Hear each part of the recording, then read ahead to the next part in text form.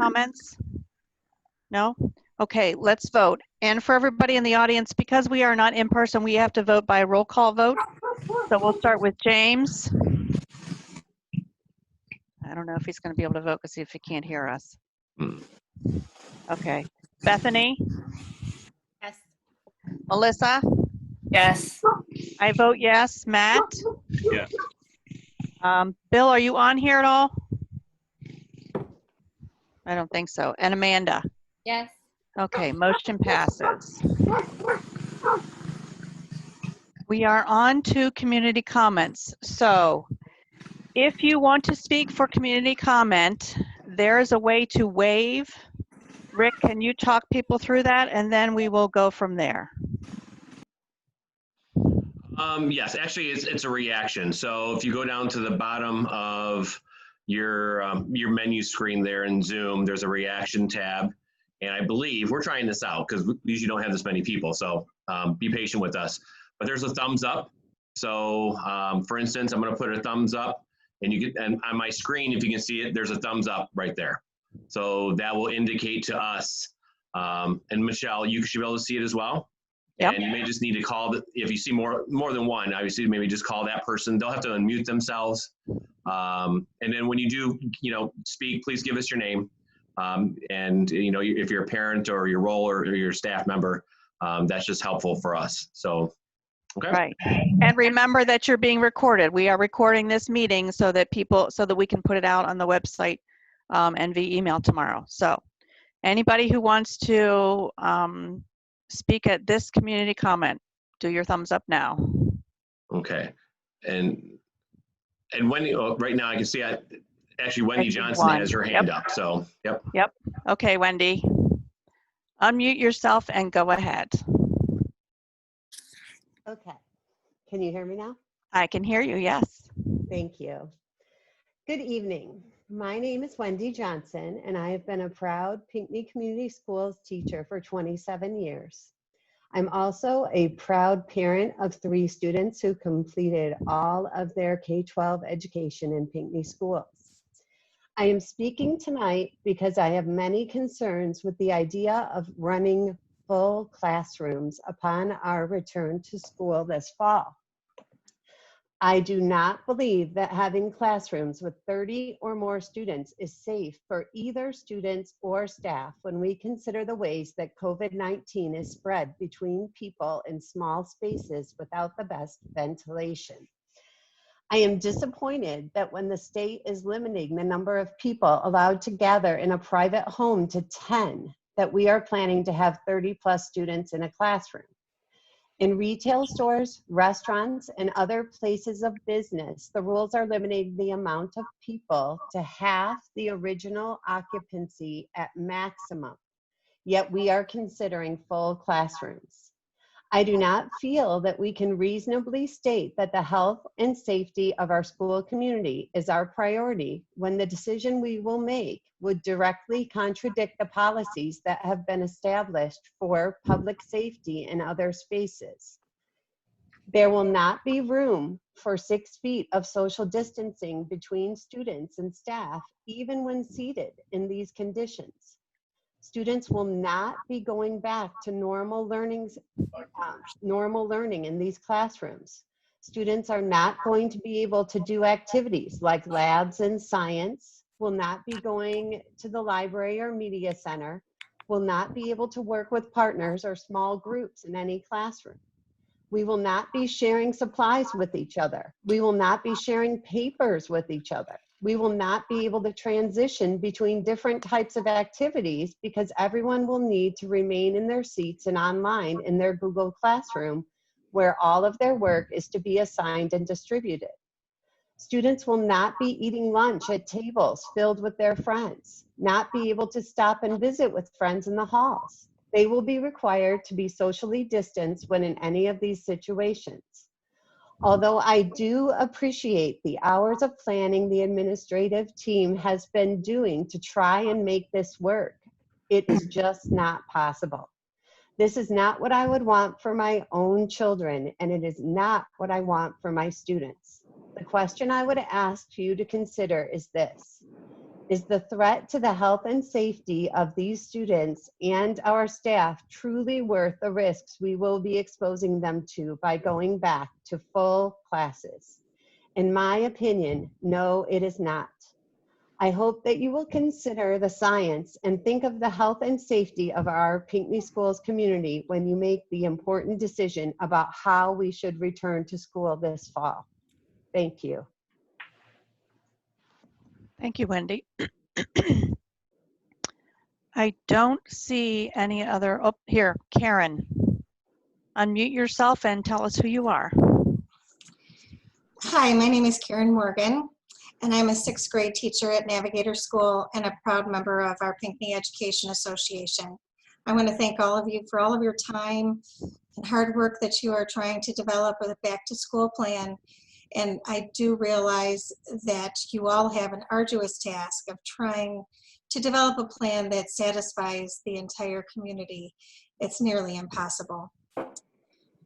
So as a PEA member, we've had the opportunity to survey our members about their comfort level as we are near the beginning of the 2020-2021 school year.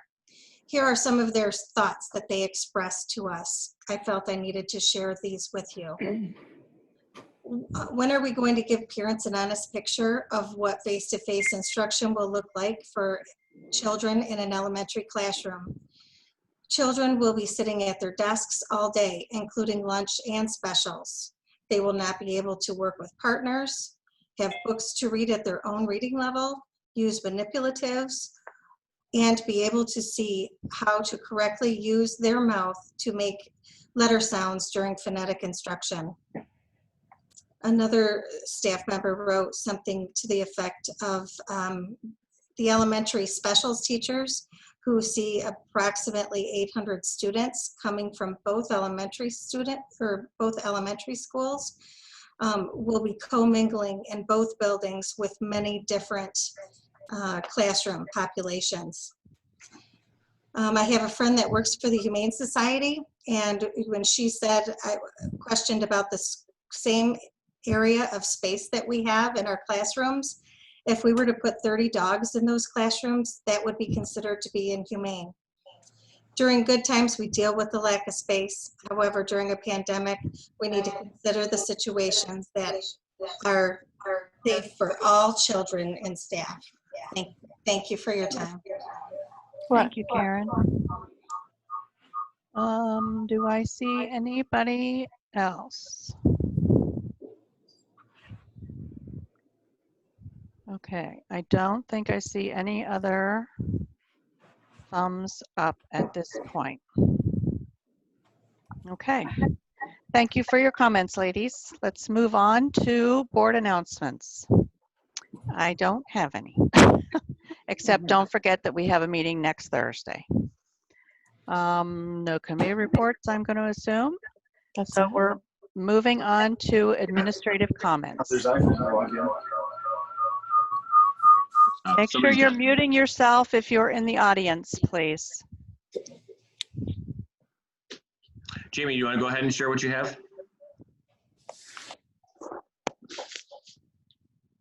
Yes, thank you. I just have a few quick items to share with you. I wanted to point out that I gave you unaudited June financials in the board package. And as you can see, the impact of both net savings for COVID-19 and changes in our assumptions and reality are showing that we're going to end with a fund balance roughly at 1.4 million in deficit, as opposed to the 2.4 that we had budgeted. So that's really good news that amidst the pandemic, we're actually going to yield some financial savings. Currently this week, the audit is being conducted. Because it's COVID-19, it's being conducted remotely, and we hope to have that wrapped up, and they will be presenting the final audit report on September 17th at the board meeting. Jim Hayden, the Director of Facilities, and myself are in the early stages of exploring possible FEMA dollars to the district. We're learning information and awaiting some guidance that's coming. I will tell you that it is a 25% match, so for every dollar that we get, we need to put some money into it. The safety grant that you approved a while back was delayed due to COVID. It had to do with security cameras and signage on the entranceways. And because things are moving back into normalcy with vendors, we have an estimated completion date for that by November 20th. They're going to be scheduling activity back around mid-September to complete that. And as you probably all know, the bond passed overwhelmingly. So I want to say thank you, thank you, thank you for all of the overwhelming support to make that happen. Today, we met with the bond work group, and we will be meeting weekly to start that ball rolling. So we're very excited about that and very, very appreciative of the support. And I think that was all the items that I had to share. Okay, thank you, Jamie. Anything else before we let Basha do her presentation, Rick? Yeah, I mean, I just kind of piggybacking on what Jamie just said. I mean, I just want to, we have a lot of our community members here with us this evening, and a lot of staff members as well. And just want to say thank you so much to everybody. We have a lot of staff members who live in this community, I'm sure, who voted and who support us, not only as a staff member, but also as a parent.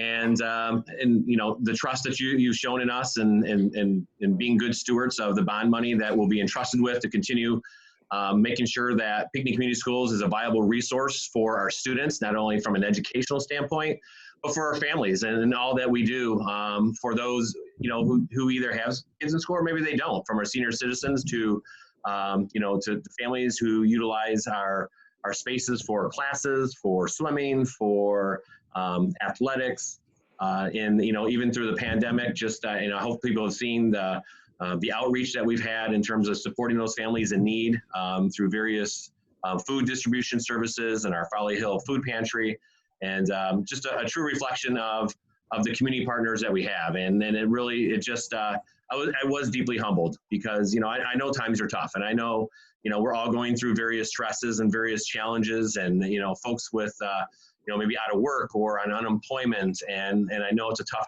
ask when a community moves forward with a bond. But once again, I think it's just representative of the value that we have in this community. I think I go back to that word trust that they have in us, and that we're going to continue making sure that we'll persevere through this challenge. And this is an awfully big challenge, we know, but we're going to come out stronger. We're going to come out, you know, probably looking different. We're going to innovate. We're going to, you know, have the paradigm shift that we're forced to do together. And but I think we're going to come out better in the long run. And so, you know, I do appreciate everybody who is continuing to support and just being here this evening. That means a lot to me. You know, we're going to have other opportunities in the near future too, just to gauge our community in conversations. And so I really do appreciate that. So on that note, I'm going to hand it over. Basha's going to take the lead from here on out, and I'll probably do some interjecting as well as we progress through. Really the reason why just about everybody's here is just to hear about the plan we're going to present, and I'll go ahead and hand over to Basha. Thanks, Rick. I'm so excited to be here with you tonight. I'm going to go ahead and share my screen. Can everyone hear me okay? Yes, ma'am. Yep, Okay, good.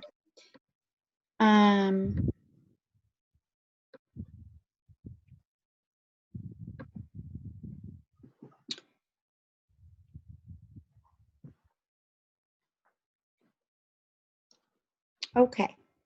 So what I'm sharing with you today is our Return to Learn draft plan. The reason why I say draft is because we are here to present it to you and to see if you have any questions, if you have any comments, concerns. I know that there's a large audience here as well, and I'm sure after they hear the plan, they might have questions as well. And so I want to make sure that everyone understands this is not something that is set in stone. This is definitely a draft. I will talk about how we arrived at this draft and the process that we took. But I also want to let the board know that if you have any questions throughout as I'm talking, please stop me and ask those questions. I'm here to answer any question that you might have. The agenda for this presentation is the following. I'm going to talk about some background information about how this plan was created with what kinds of resources and supports.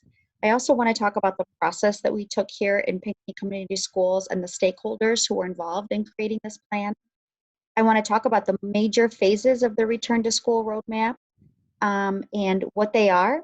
And then the majority of the presentation I'm going to spend on talking about the plans for phase 4, return to school roadmap, and what that would look like for us with Pinckney Community Schools. And you can see that I'll touch upon points such as face coverings, hygiene, social distancing measures, responding to positive cases, lunch, recess assemblies, busing, face-to-face instruction, professional learning, and family support. At the very end of that, I will then switch gears and I will talk about our Pinckney Virtual Academy that we will be offering to all of our students, no matter what phase that we are in with the state of Michigan. I also want to let you know that this presentation is a condensed version of the actual written plan. The plan is 26 pages long, and so I chose to pick things out of that plan that I thought would be most important to the community to hear. I didn't include things about how many gallons of hand sanitizer we're going to order and how many face masks we're going to order, but those are all in the draft plan that's written in a lot more detail. And I know that Superintendent Rick Todd will be sending that draft detailed plan out to the communities and our teachers and staff as well, so they can have an opportunity to go through with it in a lot more detail. So without further ado, I'm going to go ahead and get started. So the first thing I want to tell you is that this plan was drafted because of Michigan's 2020-21 Return to School Roadmap, which was released on June 30th, 2020. It was created by a COVID-19 Task Force on Education and Reform and Return to School Advisory Council. One of the members of this council was actually a Howell teacher. And so this council is made up of educators across the state of Michigan from all different facets of education, public education, private, and charter schools as well. The roadmap is divided into 4 sections. It's 64 pages long. If you've not had the privilege of going through it and reading it on your own time, I'm going to summarize it for you. There's 4 different phases that they kind of divided it in: phase 1 through 3, phase 4, phase 5, and phase 6. I am going to focus majority of the time today on phase 4, although I will talk about what phase 1 through 3 looks like and what phase 5 looks like and phase 6. But the majority of the time I'm going to spend talking about phase 4, because phase 4 is the one where it has the most stringent safety measures that we need to implement in our schools in order to keep our staff, students, and families safe. Each of these phases that are in here are also divided into 4 major categories. The categories that are in this plan are the safety protocols, so how do we keep everyone safety, the mental and social emotional well-being of our families and our students and staff, instruction, what will instruction look like, and then obviously operations. I am going to mostly focus today on safety protocols and instruction. You'll hear me talking about mental and social emotional well-being, and operations is sprinkled all throughout. And when you think about operations, think about things that we need to do behind closed doors in order for us to get ourselves ready to implement the safety protocols and the instruction. So now I want to talk to you about the process that we took in developing this plan. So if you start on the left-hand side of the screen, you will notice that we sent out a lot of surveys to our PCS families, our staff, and our 712 students, and those were sent out in early June. What we wanted to do is we wanted to gather their feedback on our plan from the spring. The plan from the spring looked different, and the reason why is because no one was expecting to be in closing schools and be in the middle of a pandemic. And so schools really had only 3 weeks to get prepared for online learning, although our school district and all school districts across the state of Michigan were not designed to do online learning. We are designed to be brick and mortar schools and provide face-to-face instruction to our students 5 days a week. And so based on those surveys, we then looked at the results, and we had an overwhelming response of folks responding to our surveys. I think we had over 1,000 parents that's responded. We had about 250 students at the 712 level and over 100 staff members that responded to the surveys as well. We looked at that feedback in late June, early July, and I'm on the second part right here. And what we did is we met with our K-6 teachers and administrators and staff members, and we also met with our 712 staff administrators, teachers, and we looked at that data. We met for 3 consecutive days. So the K-6 group met for 3 consecutive days, and then the following week, our 712 group met for 3 consecutive days. And we looked at the survey data. We looked at what our families wanted, what our students wanted, and how the staff really responded to our to our learning plan from the spring. And then we decided to tweak our remote learning plan. When I talk about remote learning plan, I am talking about an emergency plan should schools close. And so a lot of thinking, a lot of conversations went into redesigning what we did in the spring, should we be remote this fall or anytime during this school year. We had over 76 teachers and staff members participate in these planning processes. We have about 130 teachers in our district. So we had a really great turnout of staff really wanting to provide their input on what that would look like. Once we met there and we had some conversations around there, we made a lot of decisions about what K-6 would look like and 712. Should we go into remote instruction? We then met as a central office leadership team on July 9th, and that was, remember, June 30th was when the plan was released from the state of Michigan of what we needed to follow in order for us to return back to school. And we basically assigned roles and responsibilities from the plan to different folks within our district to be the leads on.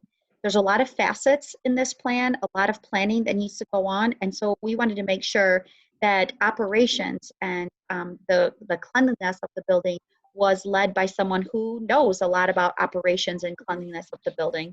We wanted to make sure that technology is being led by our technology department because that is what they're really good at.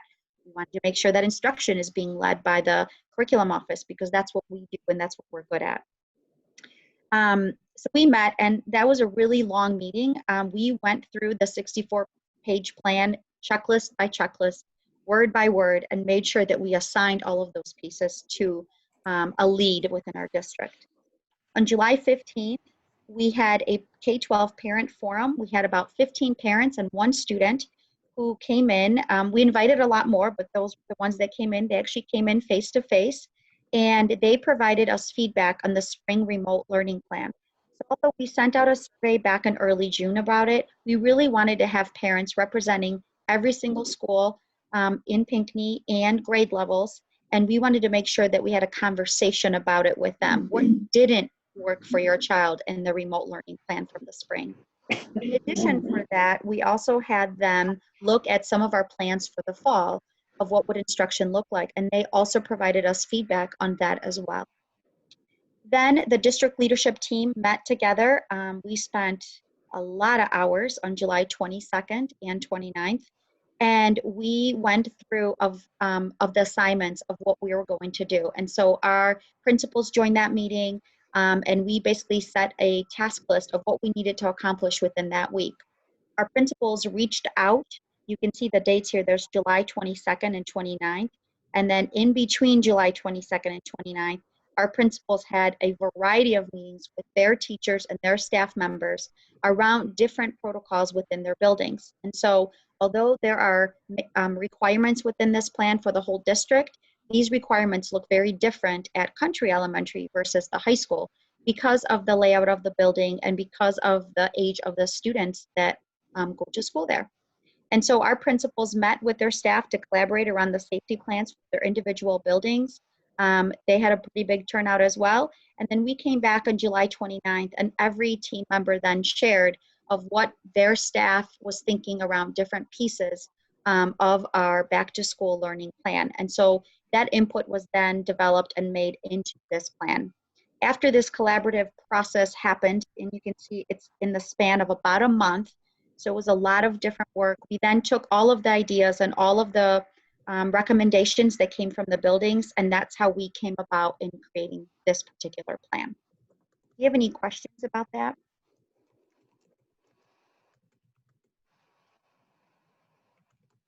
Okay, I'm moving on.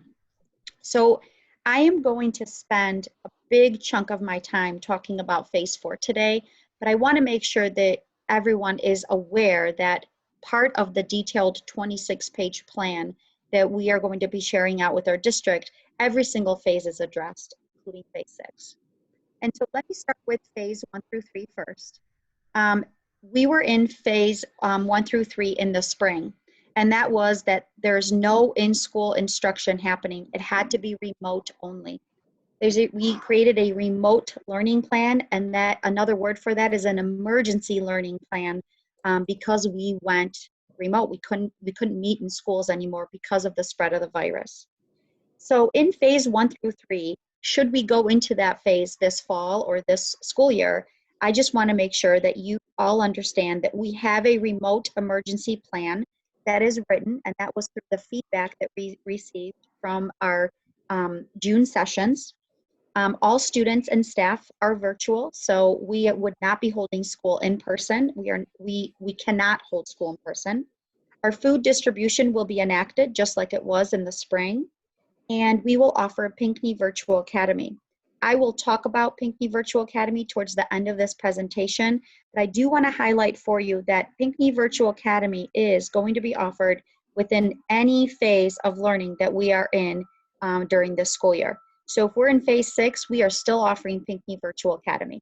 Okay, if we're in phase 4, phase 1 through 3, it's a separate thing that we're offering whether we are face-to-face or not. In phase 1 through 3, we will be providing synchronous and asynchronous instruction. One of the biggest feedbacks that came back from our families is that they really wanted us to provide pre-recorded lessons for their students or live instruction for our students. Our phase 1 through 3 remote instruction will be very different from what it was like in the spring. Students should be expecting to log in on a regular basis to meet with their classes. Students will be provided the pre-recorded lessons that they have to watch and then learn from, and then do some learning on their own. Students will have 5 days of remote learning, and assessments, grading, attendance, completing coursework is all required. It will not be an option. And so we will be grading the students' work should we be in remote instruction. Our families and our students should expect a very consistent schedule for every day of the week. I know that the one that we've had in the spring, we shared all of the work up front on Mondays, and then our students could, work on it all on Monday, or they could spread it out over the week.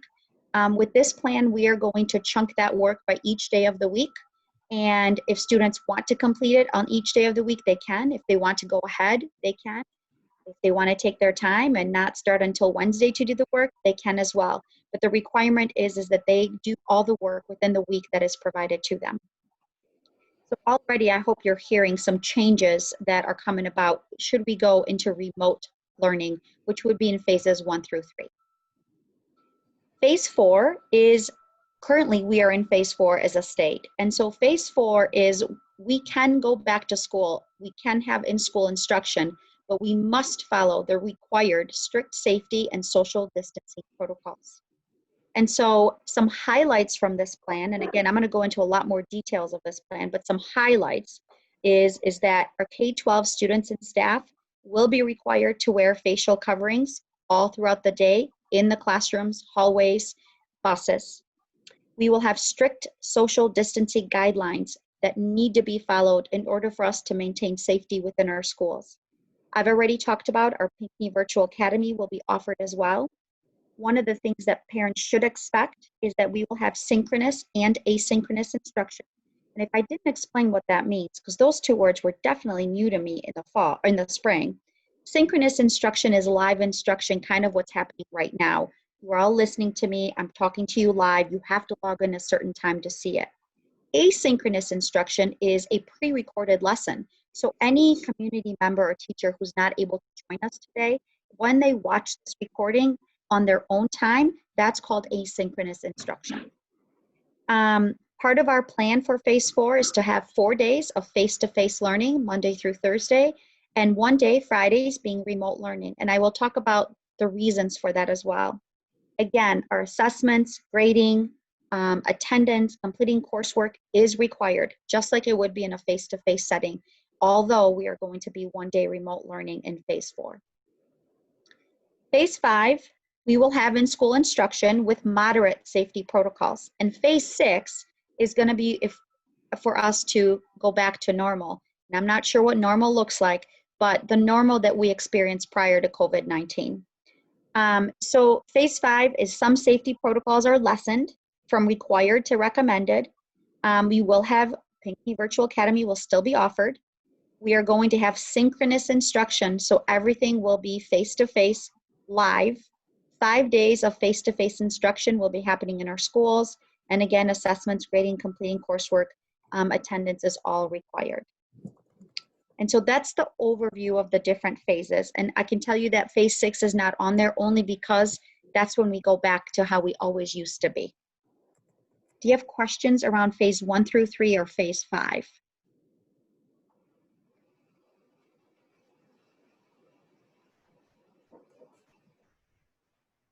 Okay, then I'm going to keep going. So let's start with phase 4 plan. So the first thing I want to talk about is safety protocols, face coverings. Every K-12 students and staff must wear facial coverings on the bus, in the classrooms, and in common areas. Every classroom will be equipped with disposable facial coverings, disinfectant, and cleaning supplies. I know that we just ordered facial coverings for elementary students, and they are a smaller size than a traditional disposable facial coverings that we see around our school at this time. Students will be encouraged to provide their own facial coverings, and staff. I know that my own kids really like the gaiters that are around their neck because they can just wear them and then they just pull them up. The ones that go around their ears, I have a 1st and 2nd grader, they seem to lose them everywhere they go, but the gaiters at least stay around their neck. So if families or students feel comfortable bringing their own, they are able to bring their own as long as it's washed every night.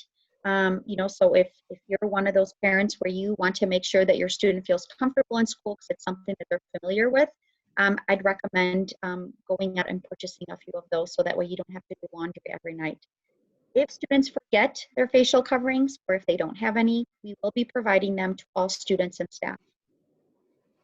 Students and staff unable to wear facial coverings due to medical reasons will need to submit medical documentation to their building principal, who will then write a health or safety plan with their parents or guardians to be placed in the student's file. Obviously, staff will follow a little bit of a different protocol, but they will still need to provide a medical documentation of why they can't wear the facial coverings, and we will work with them and support them in that avenue. One of the things we've also ordered is face shields, and although the Return to Learn plan states clearly that face shields are not enough to protect students and staff, some staff members might feel more comfortable wearing a facial masks and a face shield to protect them even more. I know that's something that's common in hospitals right now. And so we will be providing those for our staff members as well. One of the things we also talked about with our elementary students at the elementary teachers at the K-6 level, K-5 especially, is wearing a mask is hard work all day long. And so we talked about scheduling break times for wearing masks at the elementary level. And what that means is teachers would build in breaks for kids to take off the masks, obviously in a setting where they would be able to do that. So whether it's taking a walk outside as a class and taking them off for 5 minutes, whether it's having one part of the classroom where there's a couple kids that are 6 feet apart and they take off their mask to have a snack. So we wanted to build those into the students' daily schedules because we understand that they're not comfortable and students might not be used to wearing them. The other time that students will not be wearing masks is during lunchtime and at recess. Do you have questions about face coverings? This is Matt. You mentioned recess. Obviously, we're enjoying and happily able to get outdoors. I know it's a bit of a reach. We're just trying to get the ball rolling. But what are the thoughts about as we approach, a January time frame from, yeah, we're not going outside and enjoying some of that 20-degree fresh air? I think right now what we're trying to do, Matt, is trying to look at what the fall is going to look like.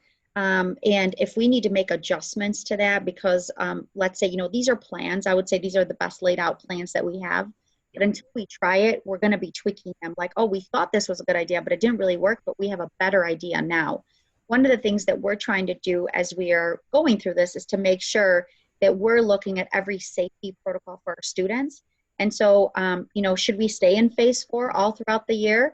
We're gonna cross that bridge and talk about what that would look like. I know our students do go outside, except if it's wind chill is 0 or below. And so one of the things that we, and that's pretty much every day at the elementary levels, is that the kids do go outside almost every single day versus staying in. So I don't anticipate that being a humongous problem. But, if it is, then we would address it as such. Basha? Yes. So with this, I just as an example saw patients in clinic today, and 2 5-year-olds and their masks were down. I spent the entire time trying to get them to put their masks on. So will the teachers be responsible then to sort of control all the kids, making sure that they have their face masks on? Yeah. So part of it's no different. We're kind of trying to look at it as, I know it's different, but it's no different than a apparel protocol, if you will. We want to make sure that we have guidelines and say, like, all students, don't wear flip-flops at the elementary level, because if you're running around, you can sprain your ankle or whatever. And so we are looking at it in that kind of way. If a student is not wearing the face mask, we're gonna ask the student to put on their face mask. Obviously, we don't want to get into battles with students or parents Am I around the it. only one who can't hear Basha? Can you guys? I can hear. Did you mute me? I can hear. Here you go. Am I good? Can you hear me, Bethany? No, she can't. Uh-oh. So, like, what happens if you have a kid that just will absolutely refuse to wear the face mask? What's the plan for that? Well, we're gonna do just like we do with anything else. We're gonna work with our parents, create a plan if that student needs a plan. And if it's something, again, if it's medical related, then we're gonna work with our families to make sure that we have plans in place for those students. We strongly recommend our parents to practice wearing face masks already. If you're out and about in the community, I would say that having those gaiters seem to be, it's probably one of the best ones that I've seen for kids. And I don't know if you're familiar, but they're the ones that go around the neck and they stay on there and you just pull it up, kind of like a turtleneck, if you will. And so we encourage parents to do that. I think our students are going to do a good job. There's always going to be exceptions, just like with, dress code, there's exceptions. And when I say that is, someone's going to come in with an inappropriate shirt and we're going to ask that student to either, turn it inside out or, go to their locker and get an extra shirt, or we give them an extra shirt. It will be no different with a face mask. If the student comes in without a face mask, we'll have them for them. If the student refuses to wear a face mask, we'll have a conversation with that student, just like we would with anybody else about any other protocol that we would have in schools. It's just part of our safety code. One of the things that we need to realize is that we cannot go back to school if we cannot follow these safety protocols. And so it's in the best interest of our students, staff, and our community for all of us to be working together and saying, we are expecting every child to wear a face mask. It's required. Yeah. Okay. Let me know if you guys have questions. I'm going to move on to safety protocols for hygiene. We have already purchased and are installing extra soap and sanitizing dispensers. They're being installed in every building in high traffic areas, such as bathrooms and hallways. We will have scheduled hand washing that will be implemented across K-12 levels every 2 to 3 hours. Some of our classrooms, a good chunk of our classrooms, have sinks in the classrooms, so that will be a lot easier for teachers to just have a scheduling hand washing protocol, just like any other protocol that they have in their classroom. Students will be washing their hands and kind of circling through every 2 to 3 hours. The sharing of materials will not be permitted unless materials are sanitized between use. So I know at the elementary levels, usually there's a cubby that a group of students share, and they, take pencils out together because it's part of their group work. Every child is going to have their own materials dedicated to them, so they will not be sharing those materials. If we're talking about science labs, there's different ways that we could do that as well. One of the things that we talked about is having teachers demonstrate the science labs to the students, so the students are seeing the labs. Another way is for students to do virtual labs. There's a lot of different apps that we're looking into, such as Gizmos, where students can actually simulate the labs virtually in the classroom, but on a computer. And so there's different ways that we can sort of mimic those. School is going to look different in order for us to go back to school safely. However, this is temporary. So that's the other piece that we want to talk about, is that this isn't forever. This is for us to make sure that we're keeping everyone safe. And so I know there's concerns around that, but I just want to say that phase 4 is a temporary phase. Our hope is that we're going to mitigate this virus and work together as our communities and counties work together to really lower the numbers. And so that way we can move to phase 5. Training videos will be provided on proper hand washing, hand sanitizing, coughing, and they will be shown to all staff, students, and our families. And so we will be providing that. It is important for our kids to know how to wash their hands, how many seconds, what they should do. And that is part of the plan that is required for us to do. And it's something that we definitely feel strongly about, to make sure that everybody understands of how important hand washing is. The refill of supplies and cleaning of bathrooms will occur every hour in each building. And so one of the things that we want to make sure that happens is that we don't run out of supplies, that teachers don't run out of face masks or hand sanitizer. And so those will be refilled at, on a regular basis throughout the day across all of our buildings. Do you have questions around that?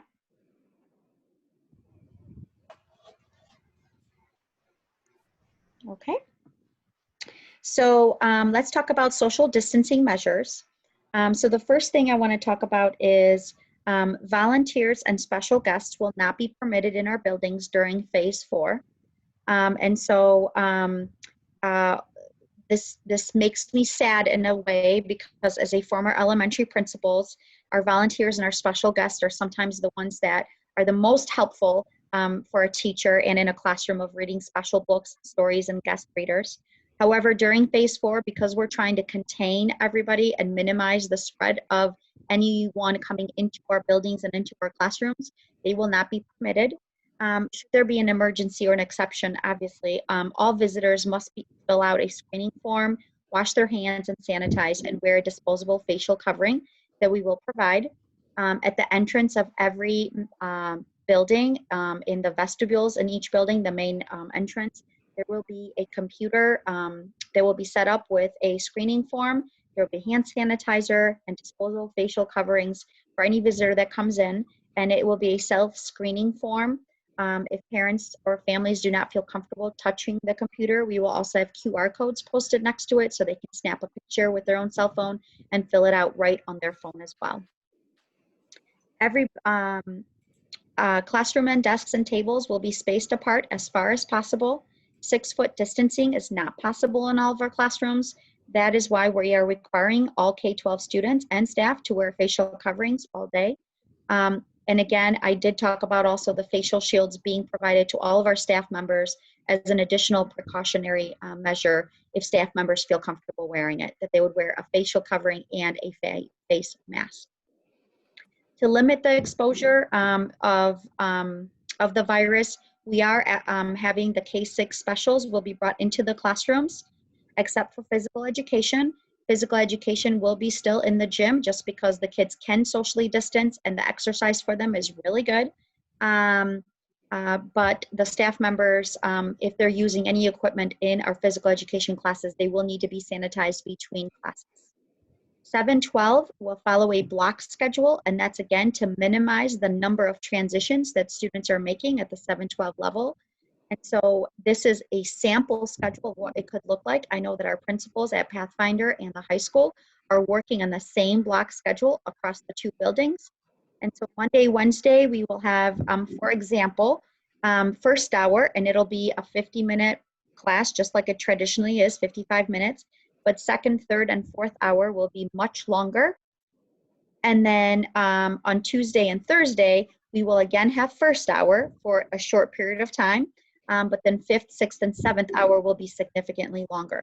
And so instead of our students making 7 transitions with 7 different teachers and 7 different classrooms with 7 different groups of kids, they are going to be making 4. All parents will need to screen their students at home prior to sending them to school, and we will send a formal guideline that actually the health department just developed that will be sent home for parents to follow. And that guideline, those guidelines will be very explicit in saying, these are the symptoms to look for. If your child has a fever 100.4, please do not send them to school, and so forth. Do you have any questions around this?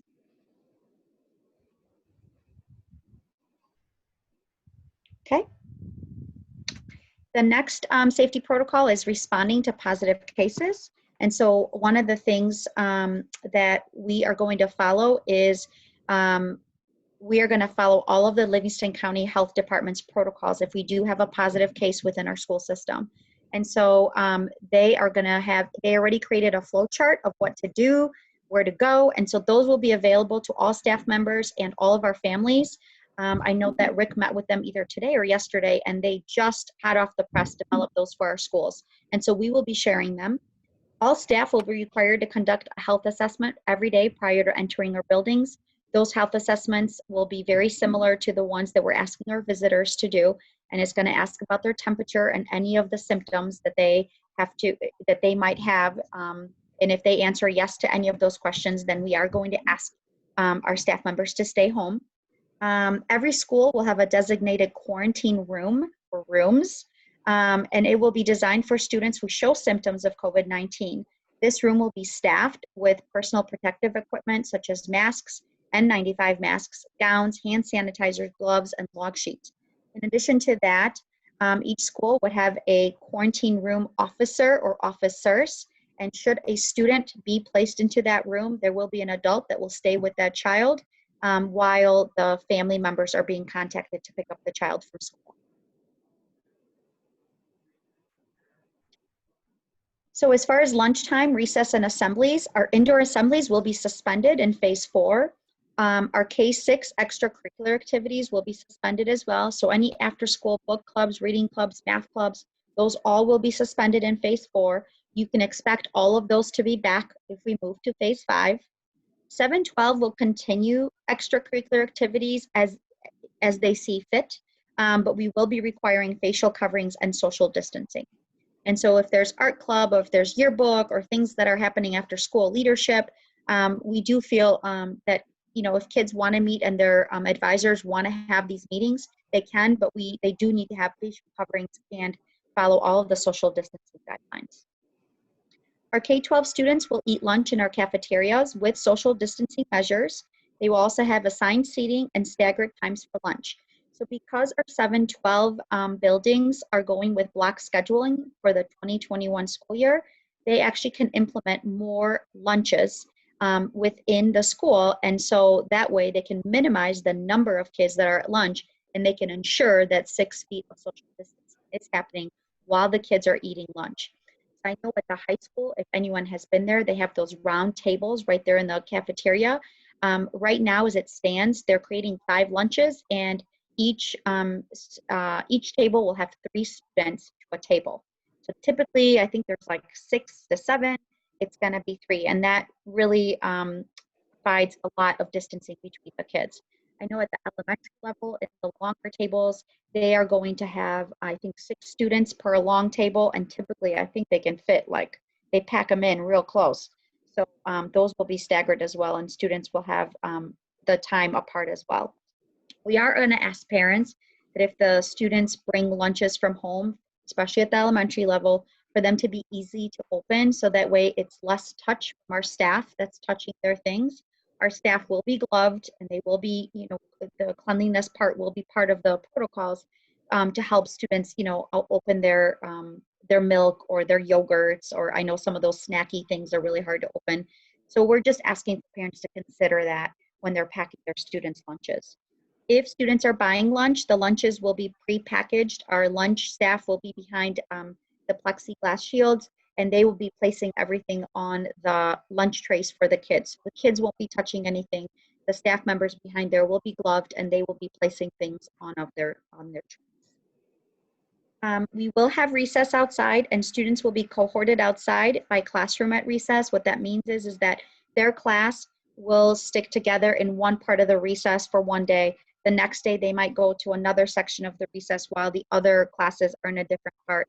And so they're going to rotate different sections of the recess where kids can socially distance, but they can also have fun and they can rotate them through. So what we're trying to do is keep the kids cohorted together to minimize the spread of the virus should there be an outbreak in a classroom, or should someone be around somebody else at home that tests positive in school.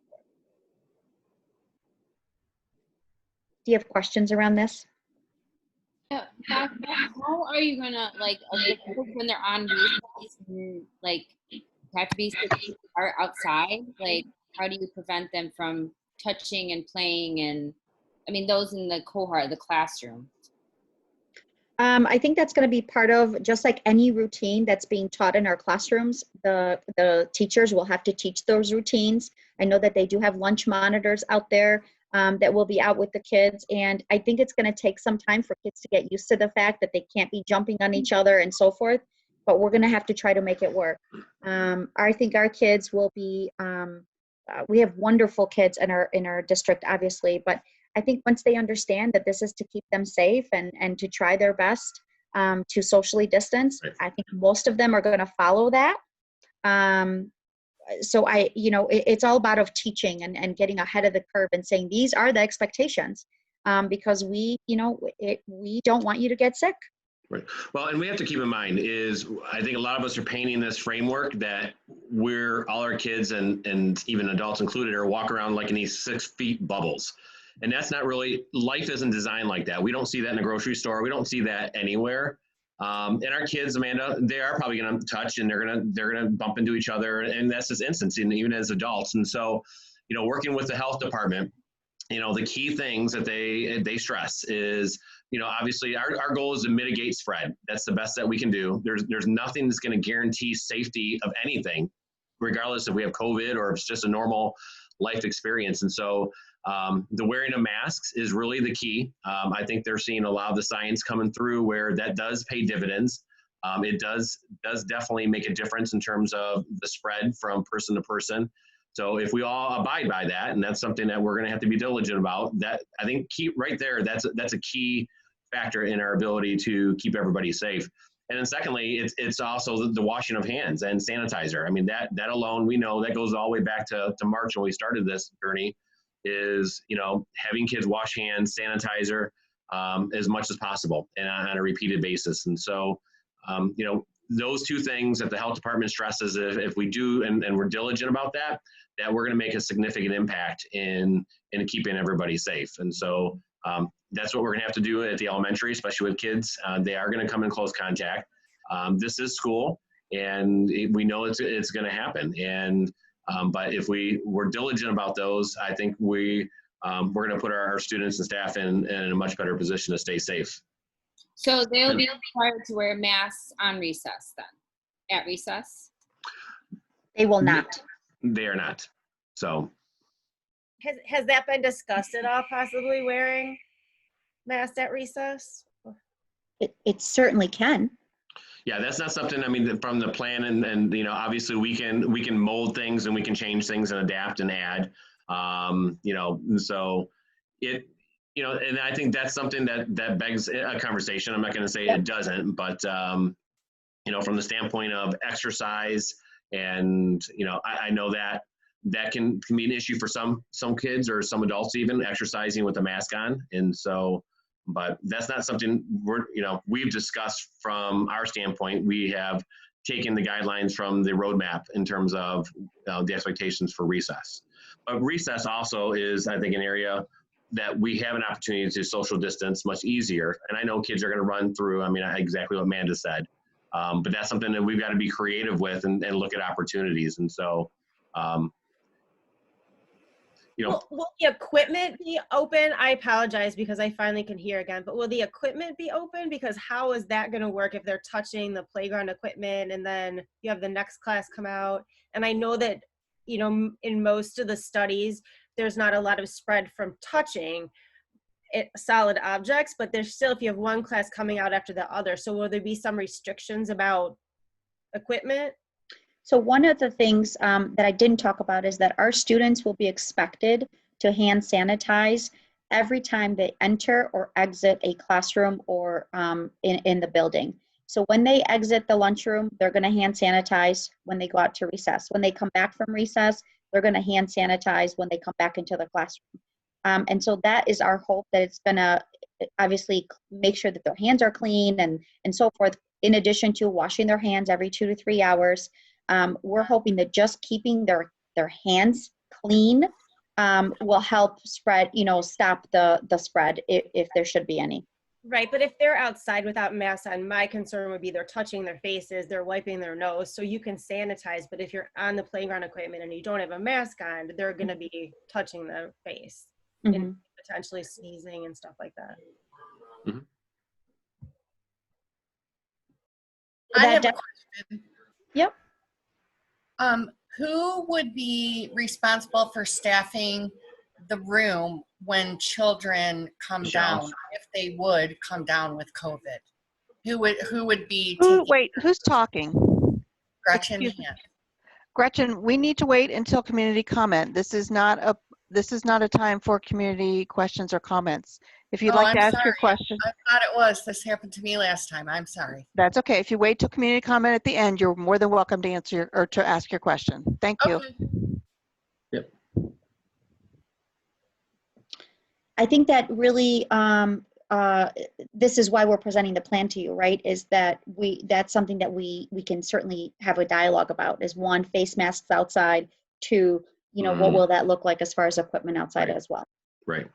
So I'm taking notes here, Bethany. Do you have any other questions around lunchtime, recess, assemblies? I have a question, Basha. This is Michelle Sherman.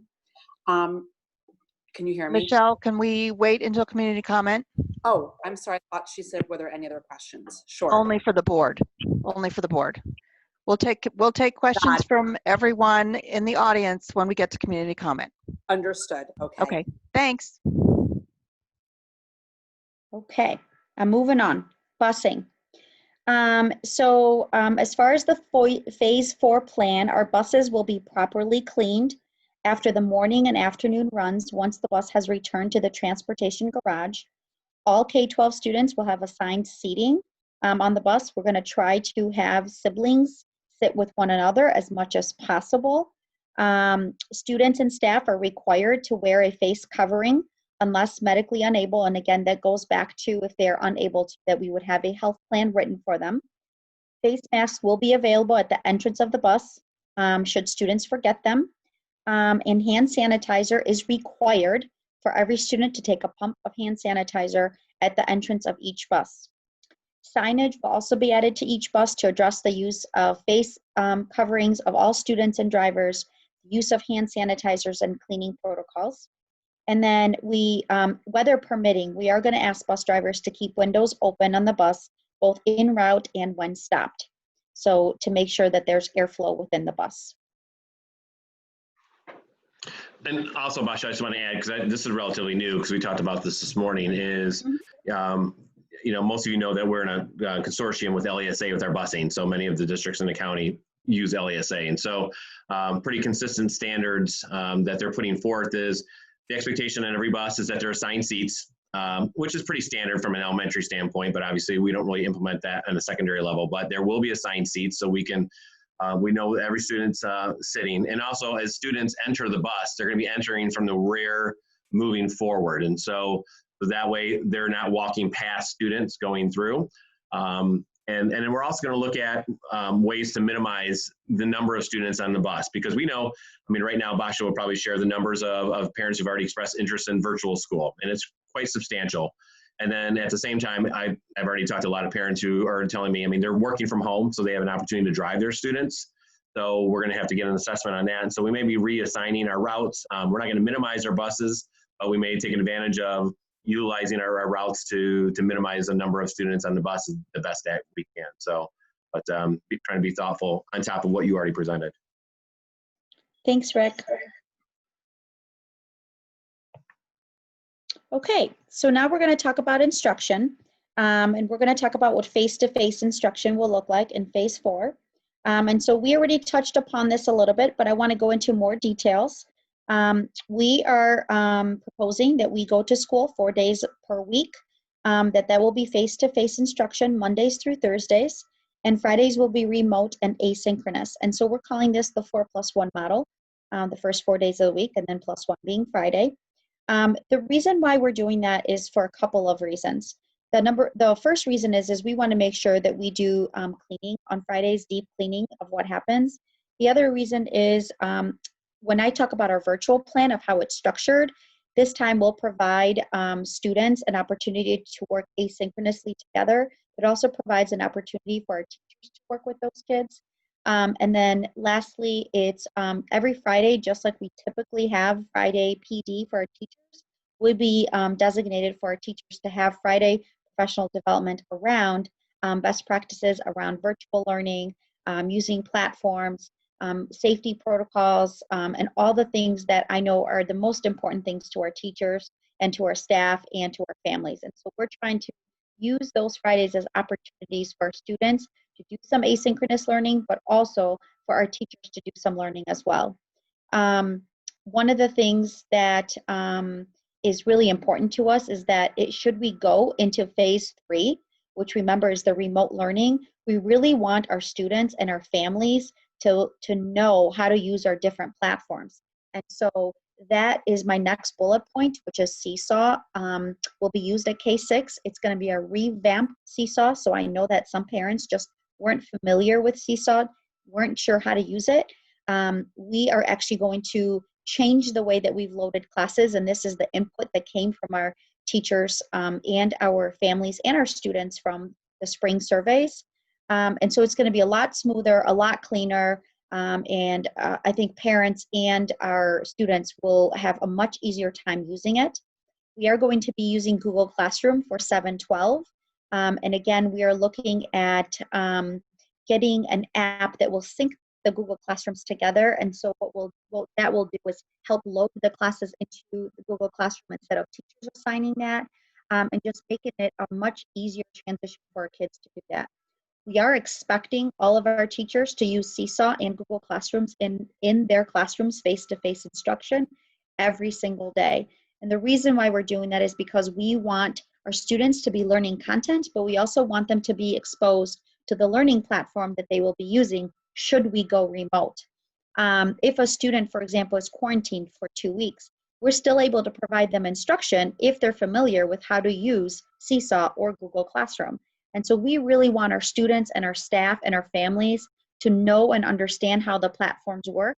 So that way, should we go remote, should a student be quarantined, they can still participate in classroom learning without losing any instructional time.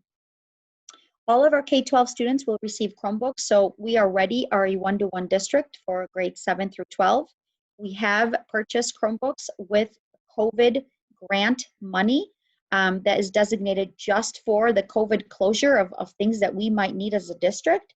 And so we did purchase Chromebooks for the K-6 levels. And so those will be deployed at the very beginning of the school year.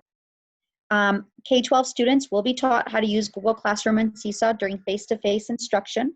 So I already talked about that as well. Our K-6 students will be cohorted together to minimize exposure. And so if you think about a first grade class at Country, and what will happen is one classroom with one teacher, those kids will really stay together intact all day long. They're going to go to lunch together, they're going to play at recess together, they're going to stay in their classroom together. The whole point is for us to minimize the amount of kids that they're exposed to. So I know at the elementary level, we do a lot of intervention work time where kids are pulled from multiple classes and then they go to a separate room and they work together. We are actually not going to be doing that. We're going to be pulling kids from individual classes and have those kids work together. And then we'll go back and pull from a different class and have those kids work together. So we're trying to preserve that aspect of trying to cohort kids together to minimize the number of students that they're exposed to. Our 7-12 students will follow a block schedule, as I already mentioned. And I talked about that already. And then last but not least, our Pathfinder Navigator campus has installed wireless access points for our community to use for free in the parking lot. So we felt like the Pathfinder Navigator campus is central to our district. And so if parents or students or anyone in our community wants to come in and use our internet service, they are able to do that. Does anyone have any questions from the board? Basha, when you say come in and use our internet access, do you mean physically come in the buildings, or is that what you're promoting? You're promoting them sitting in the parking lots. Parking lots. That's what I thought. Okay, I just wanted to clarify that. Yep. Okay. So then I want to talk about professional learning. So our teaching staff will attend regularly scheduled professional development on Fridays to identify the essential learning standards, learn how to use high quality online tools and resources that are appropriate for each grade level, and to increase teachers and students' familiarity with online learning. In case we return to a remote instruction phase, or should we or students be quarantined for a period of time. And so just because you're quarantined doesn't mean you're sick. It just means you have to stay away for a certain number of days. We don't want students to lose instruction at that time. Therefore, we are asking that our teachers do provide instruction using those platforms within the classroom. 3 years pay remains constant. $580? That's not correct. There's somebody in the audience that needs to mute themselves, please. I'm not sure who it is. I think it was Michelle Sherman, sorry. Oh. Okay, the next part I want to talk about is the family support. And again, this comes from direct feedback from our families that they really felt like they needed more support with technology and how to support their kids at home from the spring. And so we are creating a family support center that is currently being developed to help our families navigate the technology and be able to support their children in their learning. And so what we're going to have in that support center is how-to videos. We're going to have links to a help desk where they can submit their questions and be answered in a timely fashion. And that will be for our families and our students. Students will also be taught how to use our platform so they can learn with fidelity and maybe even teach their parents at home how to use them. Every building will be having a curriculum night / open house where teachers will also be teaching our parents about the new instruction plan in their specific classrooms, along with their schedules and what the classroom would look like. And then we as a district are planning on holding virtual training sessions for our families to help them understand the plans, the technology, and be able to answer their questions. I know our first 2 sessions are coming up next week that Rick had sent out in an email today. Does anyone have any questions around that? I have a question. I don't know if you're going to address this later, but so will one teacher be responsible for their classroom and then also for a virtual group of students? I'm coming to that. You are right on the heels of where I'm going next. Great question, Amanda. Do you have questions around the instruction, the face-to-face instruction? Is just really quickly, so is the open house in person or it's a virtual open house? Virtual. Okay. Okay. So let's talk about our, why is it that I don't have my data? Oh, there it is. I'm sorry, the slides got flipped up.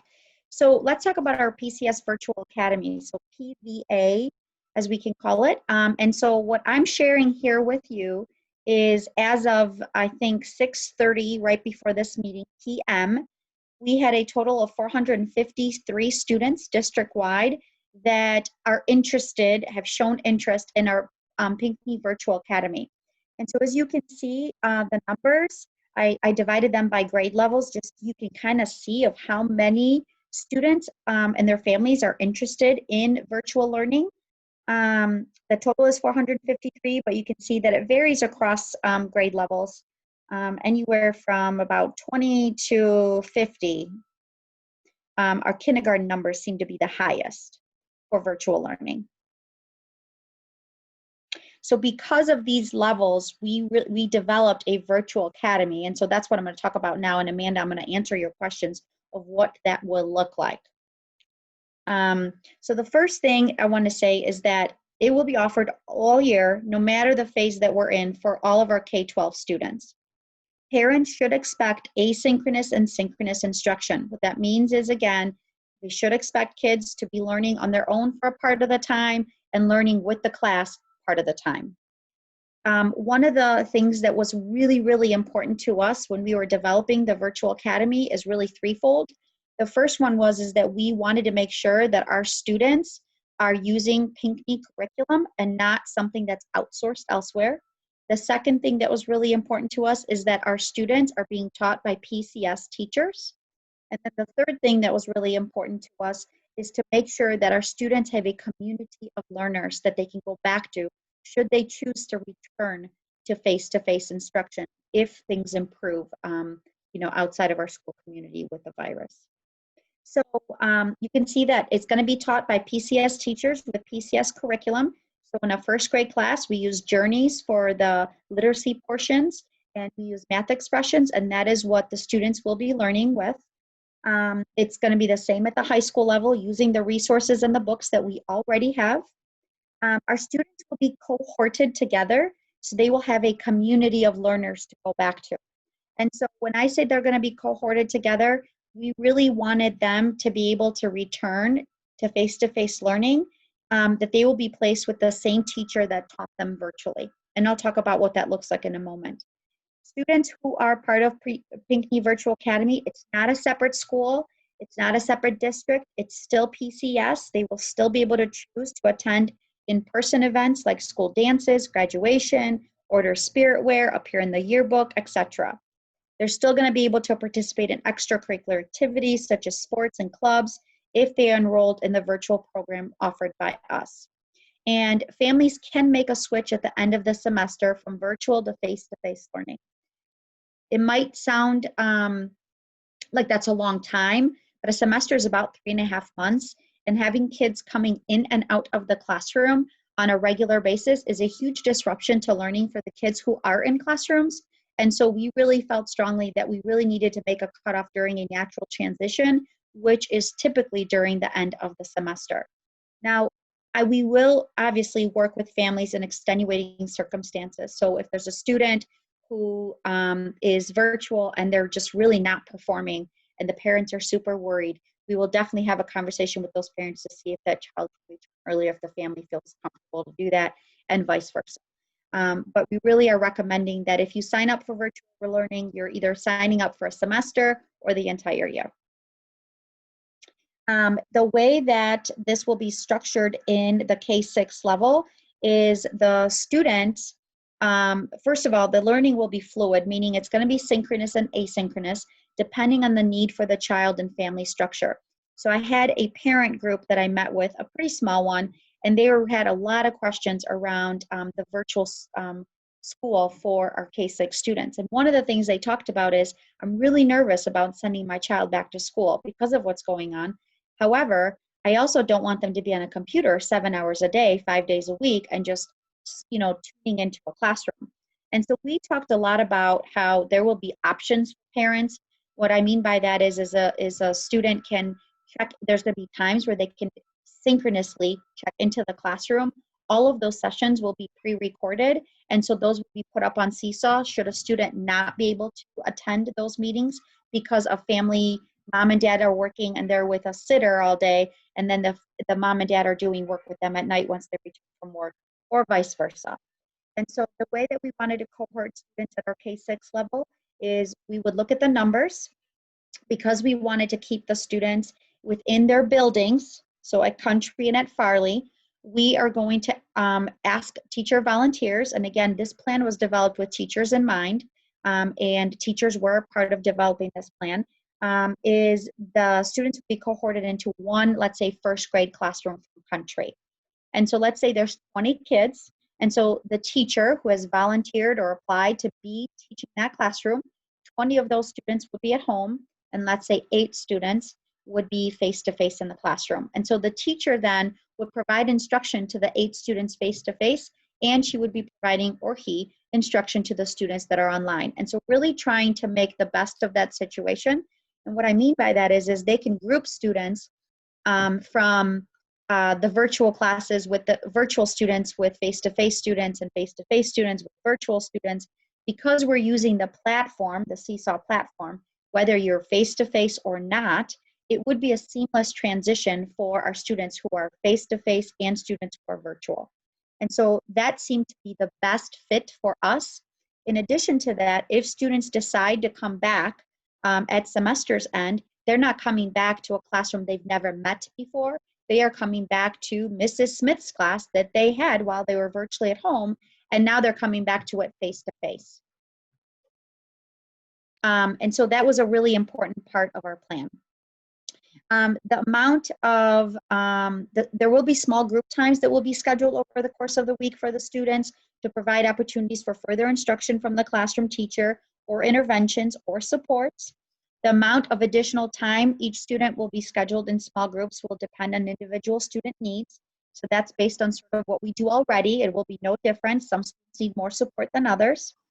We will provide a weekly schedule that is organized for every day of the week. And that will include lessons, that will include links to pre-recorded lessons, assignments, activities. Those things will all be spelled out in there. So you'll have a Monday plan, you'll have a Tuesday plan, a Wednesday plan, a Thursday plan, and a Friday plan.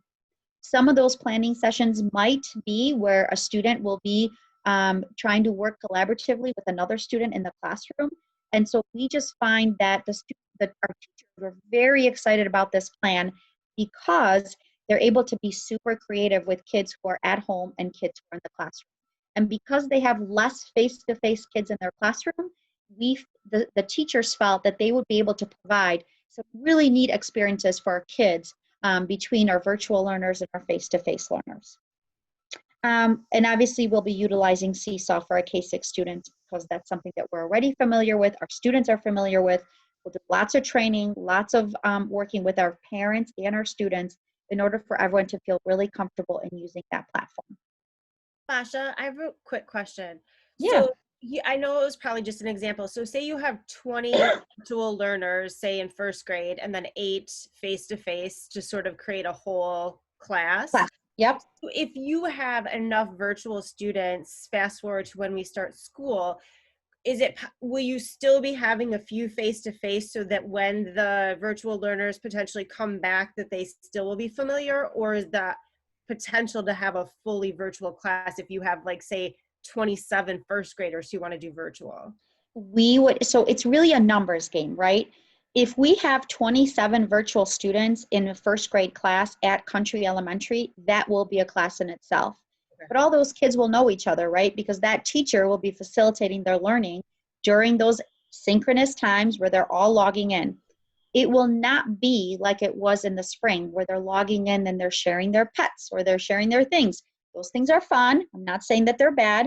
But this will be learning. I mean, we are expecting our students to be doing assignments and so forth.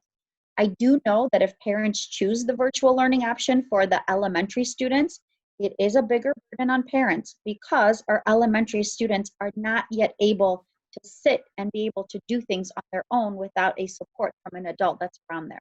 So we do know that. And so that's why our plan is a little bit more fluid at this level. And the reason why I say fluid is because it really depends on the structure that is provided for that child at home. If both parents are working and the student is at home with grandma, grandpa, and grandma, grandpa can't help, we can't penalize that student for not being able to join their class if they're doing the work with mom and dad at a different time. Does that make sense? Yes. But yes, we are looking at if we have enough students to be virtual in a school for one entire class, we would make that all virtual. However, if those students decide to come back at semester's end, they would come back to that teacher. They would come back to that classroom that they've been with for 3 months, 3.5 months. And so I actually do have one more question. So go ahead. So for instance, like I can't remember exactly what it showed, but it looked like 6th grade was 33 students. Yep. So that's obviously more than a full class. So yep. Potentially would you put all those 33 and just make a virtual class if that's where you ended up? Or no, well, that's a good question, Bethany. We'll have to look at it case by case. When I'm showing these numbers, these are the number of families who are interested in virtual. Right. Right. So they are not the ones that have committed. And the reason why we did that is we wanted to see whether we should even consider looking at a virtual academy. Because if there was no interest, why bother creating a, 20th plan? Right. But there is interest. It looks like our families really are seriously considering it. And so we want to provide them with the best possible option for their child. We're thinking PCS Virtual Academy is temporary, meaning because of COVID-19, because of what's going on in the world, we want this option for our families because we want them to be PCS families. We want them to be able to come back to us once this is all over and feel like they haven't missed out on the opportunities of going to a social, whether it's something after school or whether it's something that's happening, at a club at the high school. Kids can still participate in those things, and we encourage them to if they feel comfortable. And what I was going to say too, Bethany, like for that 6th grade, if it stayed at 33, what we could do is, you can create 2 sections. We have multiple teachers that teach 6th grade. So you can, let's say it's 30, you can do 2 sections. So then 15 and 15, and that's an opportunity then to create even a smaller class. So in terms of social distancing and things of that sort. And so, or, some of it, like I said, we're going to be asking for interest from teachers and volunteers. And so, that's part of this work in progress with that. And we're going to take a look at opportunities, what makes sense. And so, but like at that 6th grade level, or even at maybe a elementary level, 1st or 2nd grade, we may have multiple sections because we can do that in a building. Navigator's easy because it's just one building, 4, 5, 6. When you get Country and Farley, it's split between the 2. So it's a little trickier, but you can take 2 classes and then have 2 classes of 15 kids each, much smaller group. And then those 2 teachers would then have a cohort of 15 kids online. Yep. So, yep. So will the number of total students virtual and in class that a teacher has will follow the PA classroom size guidelines? Like, I don't know what's in the contract. Yes. Yes. Yep. Yeah. And if for whatever reason, Amanda, like that, if something had to happen, I mean, that would be a conversation we'd have with the PEA. And we're not saying that's going to happen, but if something of that sort, then we would have to have a conversation about that, right? And also, I mean, we have had teachers, teach above their max number, and there's stuff in the contract about that. So that would really be no different than what we've had to do if they're all physically here. But we are going to follow that just as if they were face-to-face. Does that make sense? Yeah. Yep. Because potentially they could all be face-to-face. If they all come back, I mean, they're there. So that's kind of how we're thinking about it. They could all potentially come back. So.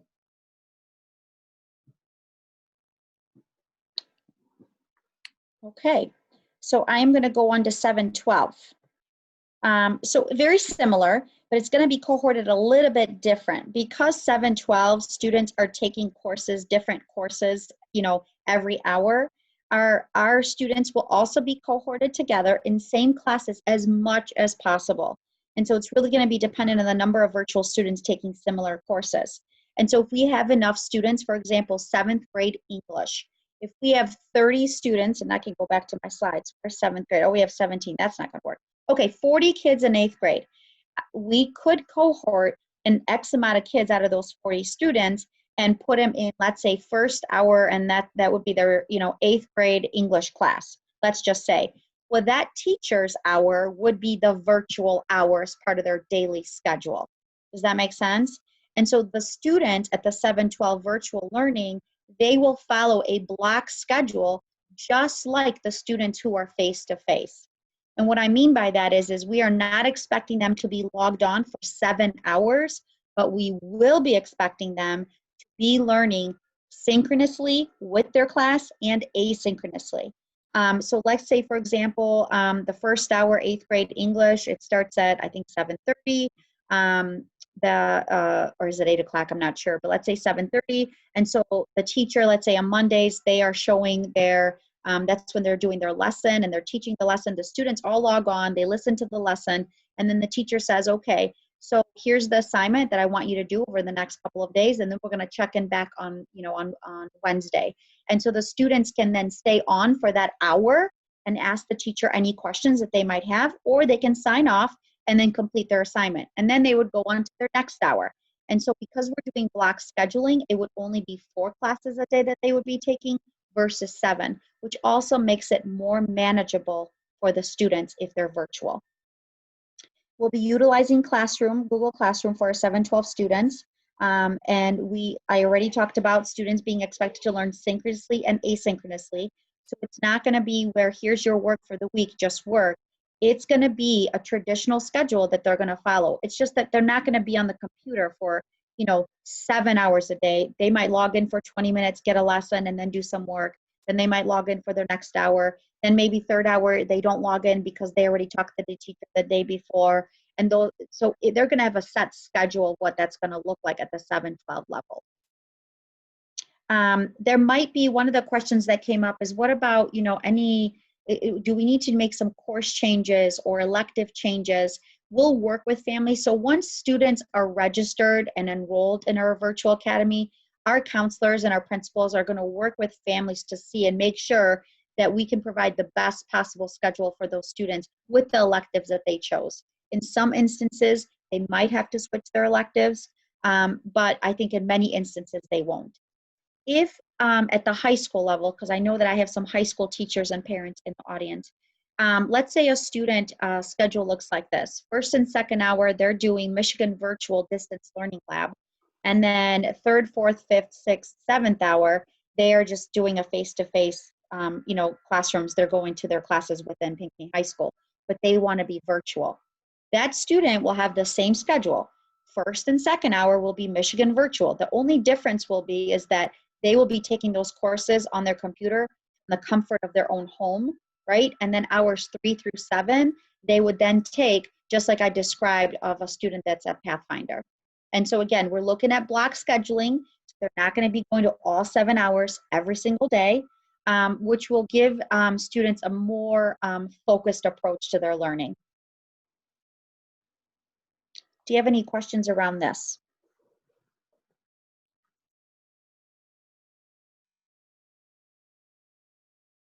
So I just want to talk about a little bit about the reason why we developed this virtual way versus others. When I met with our teachers at the K-6 level and the 7-8 level and the high school level, we presented them different options of what would look like. And one of their favorite options at the K-6 level was to have all the virtual kids cohorted together and then having some face-to-face kids in there as well. Obviously, if the numbers warranted, they would like it to be all virtual, but it wasn't a deal breaker for them. Same with the secondary teachers. They said that they would love to have the cohorted students together where they're all virtual and one of their hours is virtual. But if it's not possible, if they can teach those kids where 20 of them are virtual and 10 of them are face-to-face, they're able to do that as best that they can. And one of the thoughts that we had is if the students want to come back in their classrooms, they're able to just go back to their normal schedule that they've had. It's just they were virtual and now they're face-to-face.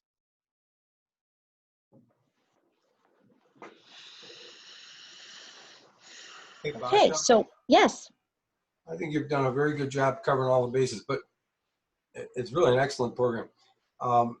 Could you start over again? Because I missed the first part of it. I couldn't hear. And, I'm sure everybody will be all right with that. I hope you're kidding. I am. That's some dry sarcasm.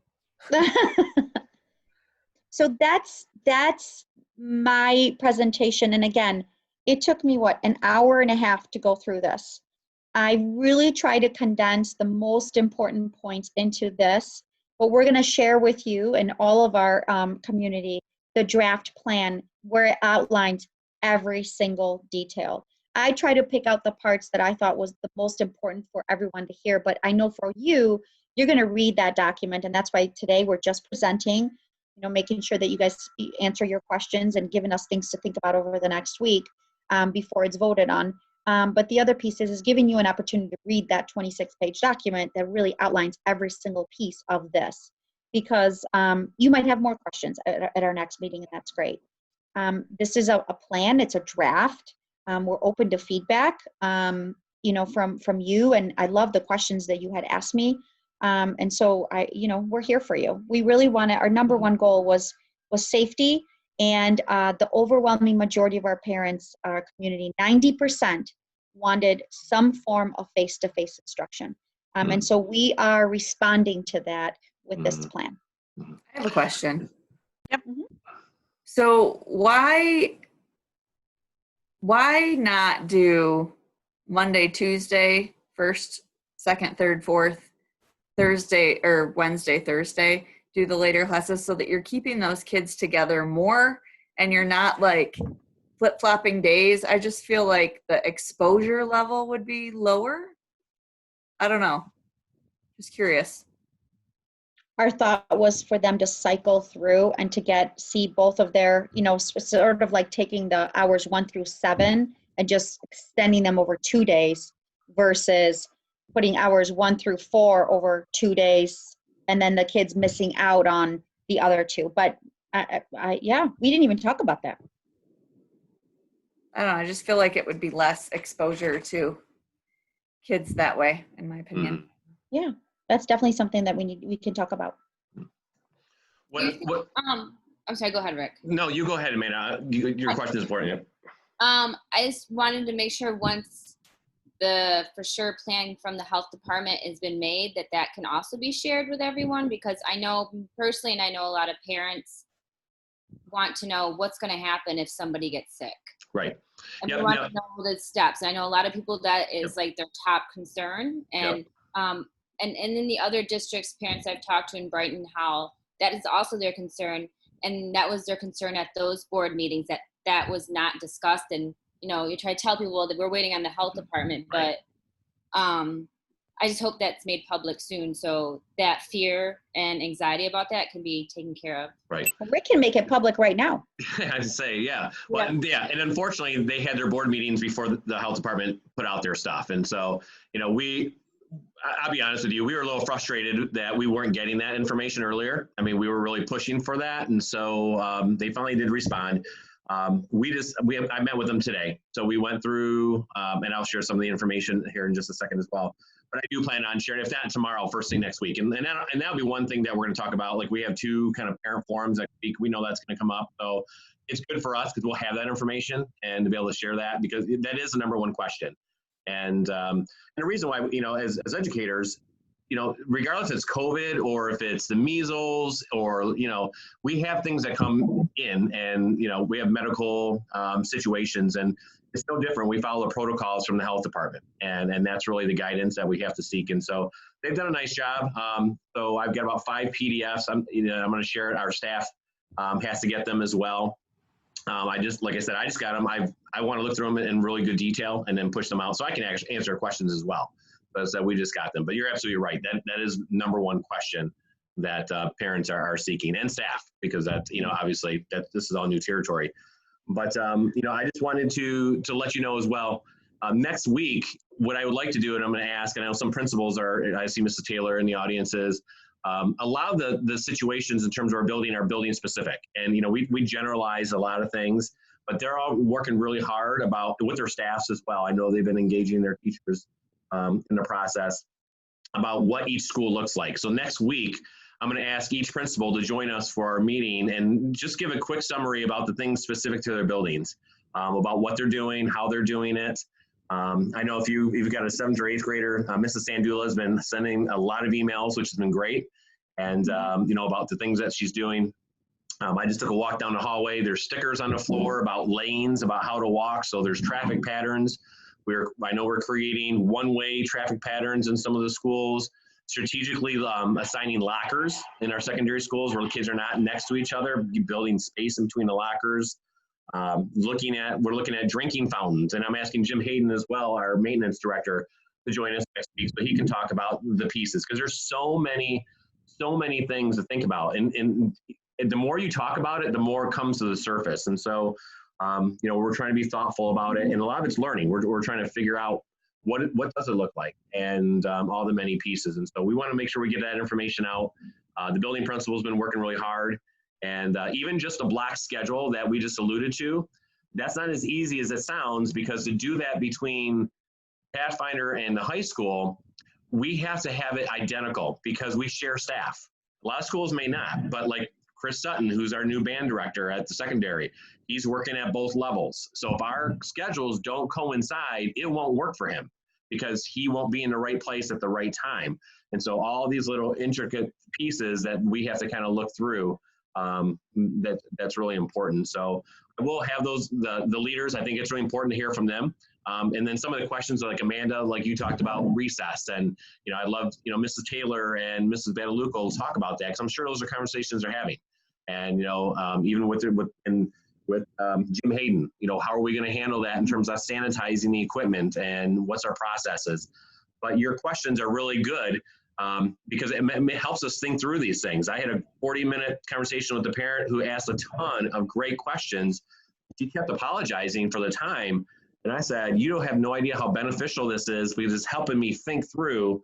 And as I talk through it, it gets me to think. And I'm like, that's a good point, because it's a never-ending cycle that we're working through. So, but I want to make sure that you're aware of that, and we'll do that next week as well. But I did want to share some information. I think it is important to know. We had two of our really great teachers, Karen and Wendy, speak and about their viewpoint. And there's no doubt that people are anxious. I mean, I'm anxious. I'm nervous. I've got kids coming to school. Who would not be anxious or nervous walking into something none of us have ever experienced? And I know just through the great learning we've done as a district about anxiety, when we're anxious, our mind tends to think about the worst. We tend to think about, a negative sense of what it's going to look like, and we get kind of panic mode. And I don't know about you, I don't do my best thinking or best learning when I'm anxious. And so, the feelings we're all feeling are normal. I expect them, and being sensitive to it as well. And so when we look at the situation, and then we see other schools around us making decisions to go full virtual. I mean, I get it why people are like, why aren't you doing that? What is behind our thinking? And I just want to spend a little bit of time, acknowledging that, because I think that's a great point. So they know that there is some thoughtfulness behind this, and it's not that we're insensitive to our staff. We care very deeply of them. My kids and my son who just graduated wouldn't be where he's at without the teachers he's had. So it's not from that standpoint, but there is some thoughtfulness behind that. And first off, I think we stress this in Livingston County. We got a special group of 5 schools. I think it's a very unique county of how we work collaboratively together. And since day one, we've been really working together on this whole process. And the process that Basha just alluded to looks very similar in our neighboring districts. You're gonna hear about a 4+1 model in Heartland that is very similar with a Friday that is kind of a virtual asynchronous synchronous day. Brighton, they're talking about what they're calling a 2-1-2, which is the same thing, but their one day is gonna be Wednesday that they're looking at doing, and a very similar in Heartland that we're going to be following what I already said is with Friday off, but Fowlerville is going to be looking at a 2-1-2 as well with a Wednesday off, and Howell is the one school that right now they're looking at doing 5 days going forward, and their plan was just approved. But we're all committed to moving forward, and it's for various reasons. And I'm going to share some with you just in the next 5 minutes or so. And the first reason that we're moving forward is we're committed to the plan that the governor put together and the roadmap plan. And the reason why we're committed to moving forward is we do believe in the process that she used. This was not created by her. This was created by the group that she put together that included teachers, administrators, MEA leadership, and I think there was a lot of stakeholders in there in trying to get the state moving forward and our kids back to class. And truth be told, I mean, there are a lot of our kids who need to be in school. The learning that they need cannot happen at home. The social emotional support they need cannot happen at home. And so we know that there is a dire need to get our kids back. And I shared a letter to the board from a group of pediatrics who are lending their encouragement and support and the need for kids to get back in school. So we understand that's the driving force behind the governor's roadmap plan. And we want to do everything we can to make it work, if we can make it work safely and make it work in a way that's good for both our students and for our staff. And secondly, Basha already alluded to this as well. We've all surveyed our parents throughout Livingston County. We've done it here, and it's been consistently throughout each and every district. About 80% of parents have expressed their desire to get their kids back in school. And so we know that is a need, that is a want from our communities throughout Livingston County, not just here in Pinckney. In one way or another, parents really need to have their kids back in school, and they want their kids back in school. And actually, if you look at the numbers Basha just shared, it was 453 students who are showing interest for virtual. I just did a percentage. That's actually exactly almost 80% from our current enrollment. So right now, that data holds true, is that we've got about 20% of our parents who are showing interest in virtual. It means the other 80% are really wanting their kids back. So, you know, we did do that survey for a reason. We wanted to get a sense of where they're at. So we know that there is a large group of our parents who are expressing that.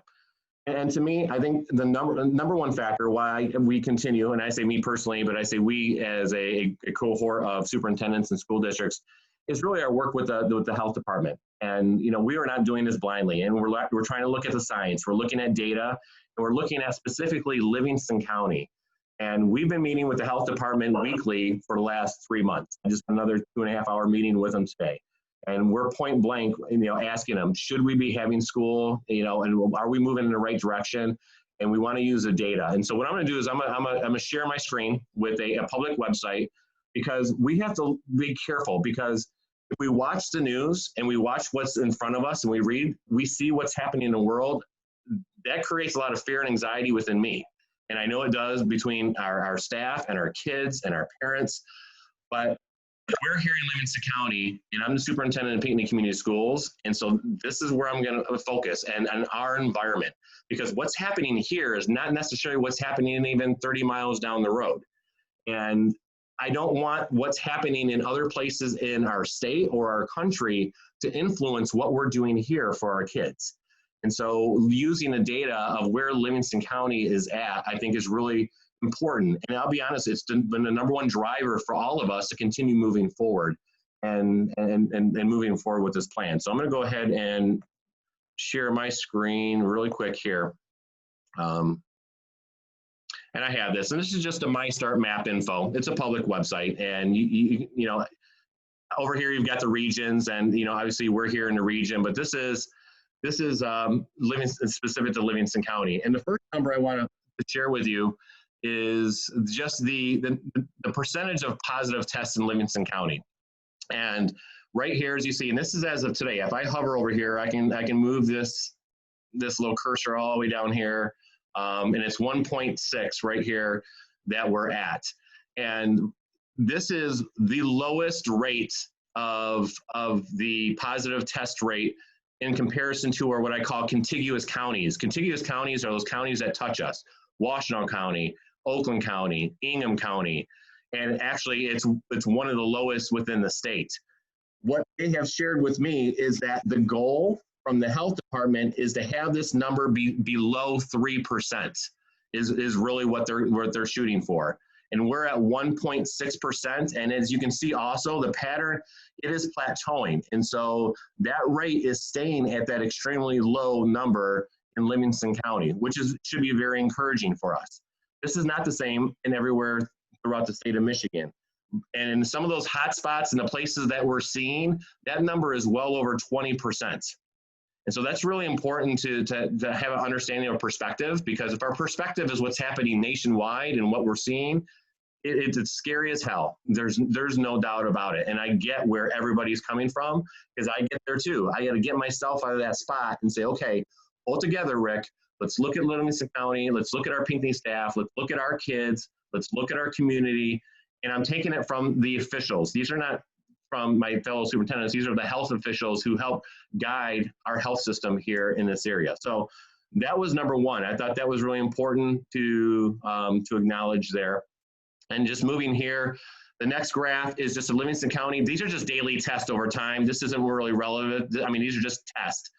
The number of tests that are there, that's not a really number that I'm focusing on. So obviously we know the number of tests are probably going up, and they should be going up there. But this one is important as well. So this is Livingston County cases per million over time. And I've got some numbers here outside of this. But what I will let you know is that the number of cases in Livingston County daily are 4.4. 4.4 cases daily in Livingston County, which is, once again, an extremely low number. And per 100,000, you'll see that number reported. In Livingston County, it is 2.4 per 100,000. And this graph here is per million. And so what you're seeing is 23.5 million, I'm sorry, 23.5 per million population. Obviously, we don't have that big of a population. So the one we actually are referring to is 100,000. That's probably more relevant to our size. So if you look at it, 2.4 individuals per 100,000 in Livingston County. That is an extremely low number. They want that below 10 per 100,000 is what the health department told me. That's kind of that benchmark there. So what I look at is our expectation can't be zero. We're not going to get in a place where COVID is just gone and it's never there, because that's not the reality. And the reality is all our educators and all of us are at risk each and every day, whether it's COVID, flu, our kids are carrying various amount of viruses and sicknesses, and we never have a standard where it's got to be 100% guaranteed. But if we can get it as low as possible, along with, and it's important, along with the safety measures we just talked about, face masks, sanitizing, washing of hands, spacing, and modifying our schedule. If we're working with this low number of infectious rate and the numbers we have in Livingston County, in conjunction with all the safety parameters that we're putting in place, I do feel that we are in a spot in Livingston County to, at minimal, give this a shot. I feel we owe it to our parents. I feel that once now the data here warrants it. And trust me, if we get into this and it doesn't work and we see this, it's not going good, we will pull the plug.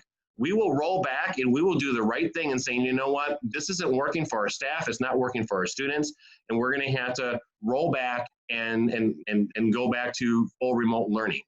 It's not that it's not an option, but I think here in Livingston County, we have an environment that we can be the shining stars. I want our educators to be the shining stars because I think we have an opportunity to do that. And I know we tend to think the worst, and we're hearing about 30 kids in a classroom not being able to move. Nobody said kids can't move and can't interact. Yes, learning is going to look different. It is not going to be as robust, but it's a temporary kind of sacrifice we have to make. But having our kids in the same room as a teacher, especially those students without a voice, our special needs students who need to be with adults. We have students who need to be in a class to receive services. And so my question to folks too is, if we don't put our kids back in school, when is the magic time we do it? Because it doesn't matter if it's now or November, we're going to have to transition. We're not going to be able to skip and go from this to everything's normal. There's always going to be a transition period, and it's not going to be perfect, and there's going to be risk, and it's not going to be where it's 100% protection from everybody. But I think if we do everything we can and the numbers continue to stay where they're at or get even lower, I think we're going to be in good shape. Are people still going to get sick? Absolutely. And we have protocols for that. But I think we are in a position to move forward and provide a great experience, both at home for those parents who aren't comfortable and here at school as well. And I know I'm not just speaking for myself, but I'm speaking for my colleagues throughout the state as well.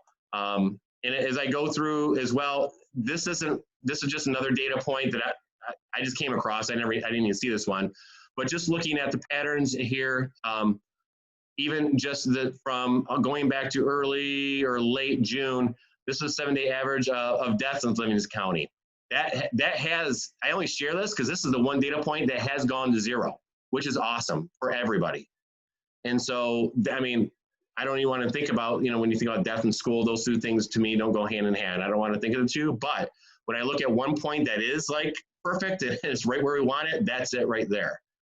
So I don't think it's realistic for us to think in Livingston County, it's all got to be like gone away for us to be able to move forward.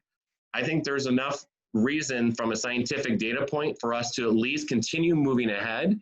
If things don't pan out the way they need to, we're gonna roll back. We're gonna scale back. I think you've seen, because I wanted to, and we're gonna vote on this in a little bit, I wanted to push the start of school year to September 8th, because there's a lot of work going on here. You just heard just a bit of it, but there's so much that we want to think about, that we want to make sure we get right, that we get it in place, and we want to be as prepared as we can. And some parents are upset, and they may voice their opinion later this evening because they want our kids back as soon as they can. And I've gotten a lot of emails saying people, they're not happy that I moved that. But you know what? Our staff is learning a lot. We're trying to be creative. And I've had a lot of teachers, even though we've had some express their worry.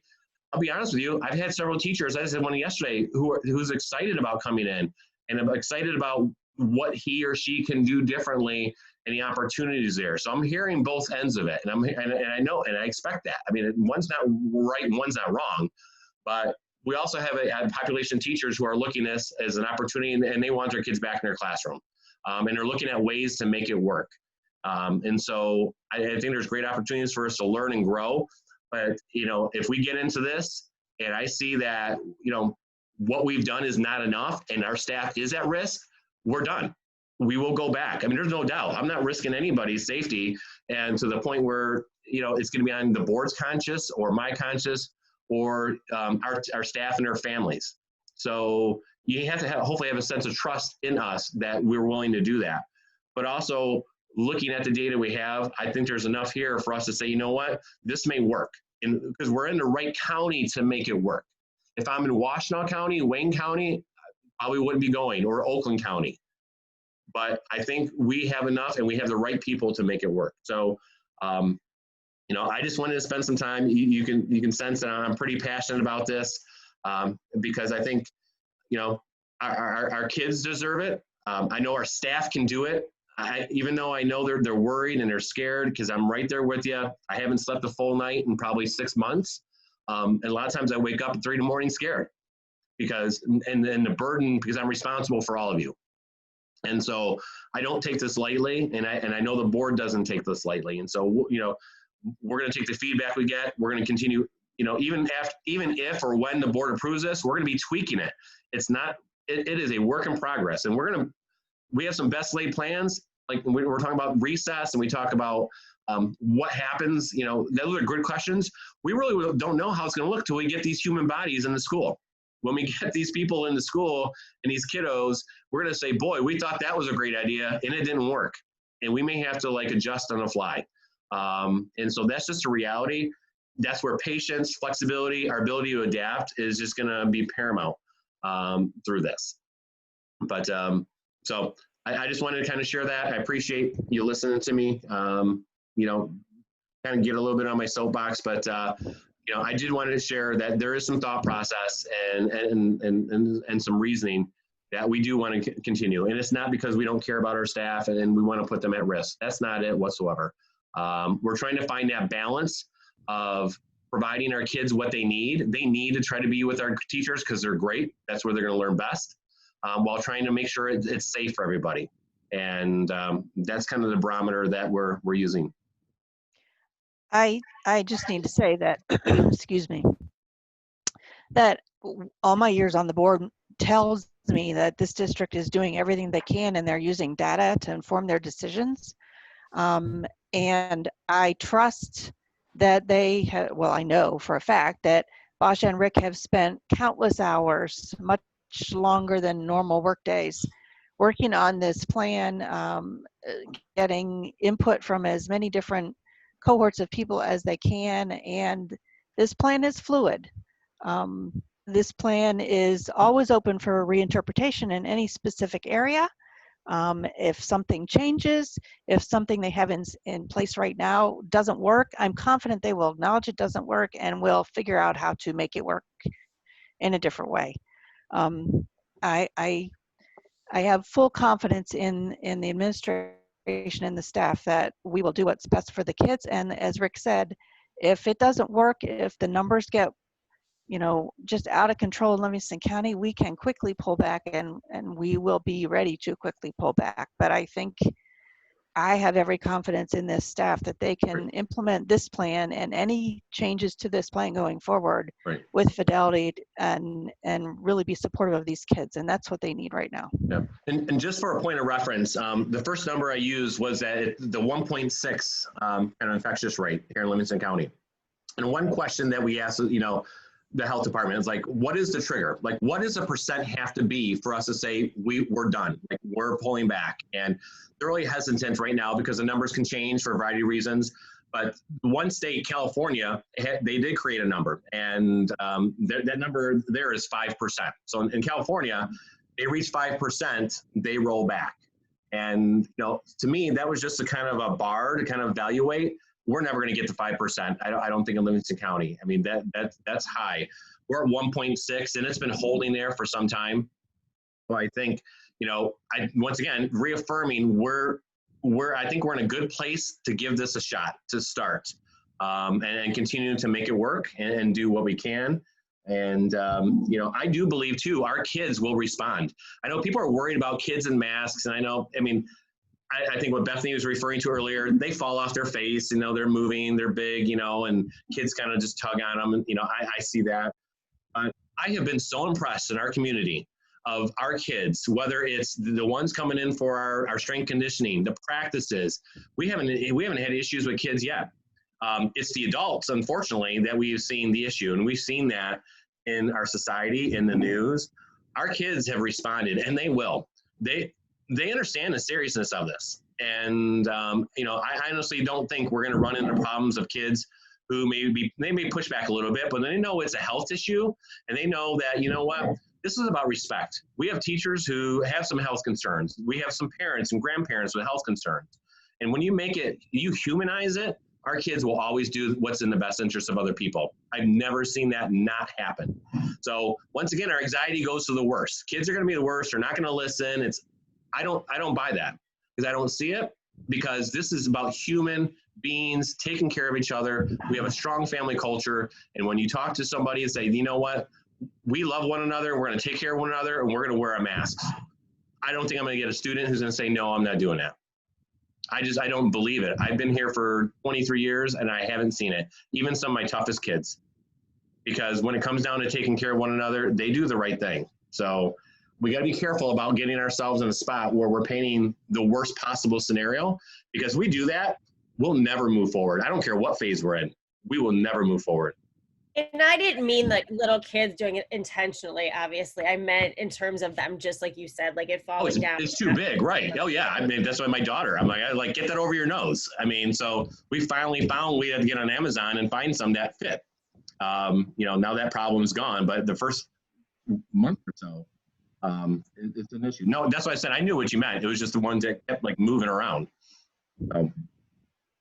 Yeah, and I've been encouraged because when I've been out and about, I've seen families with younger kids with and the kids have had the masks on and they've been practicing, and I've even heard them mention, in school you need to do this. And so I've been encouraged just by seeing young families with younger kids, teaching them the value of them and how to wear them, and if they're not supposed to be this way, they're supposed to be that way. So that has really been encouraging to me.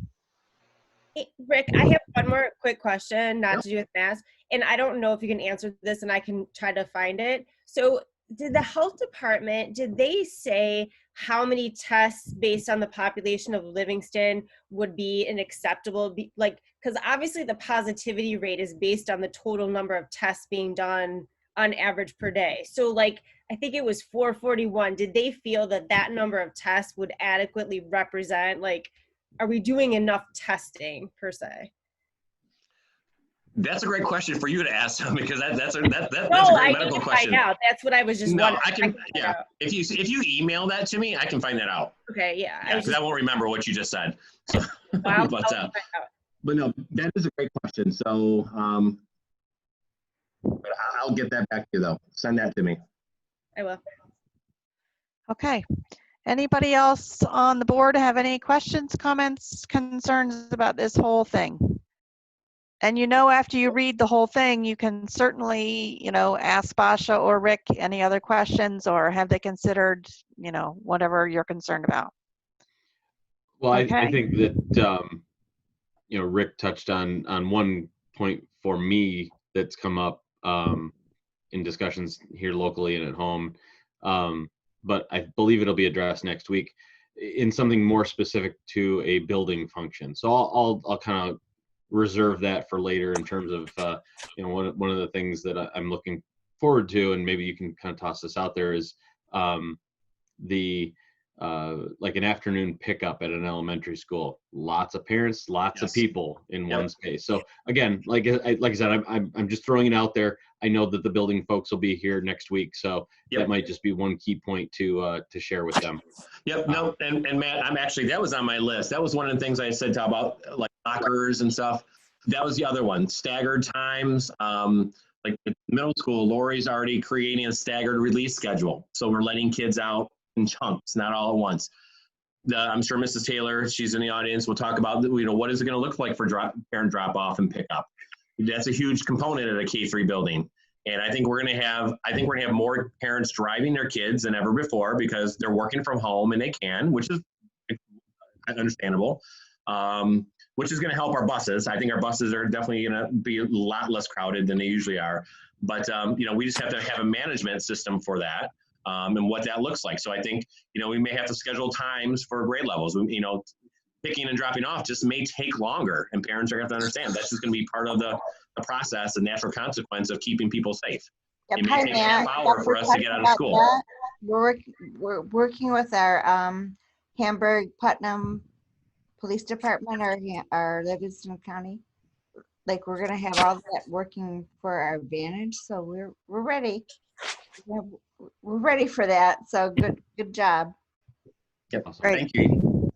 Yeah, and I got a chance to spend some time with on a call earlier this week with Basha and looking over the plan, and for all of us that are in this, whether we've had kids go through, whether we have kids in there now, or we expect, we have kids coming up into this, this entire situation is, making lemonade out of lemons. There's no great answers here whatsoever, but I want to commend Basha and Rick and the rest of the staff on just an awesome effort to make as many gallons of lemonade as humanly possible. I'm excited.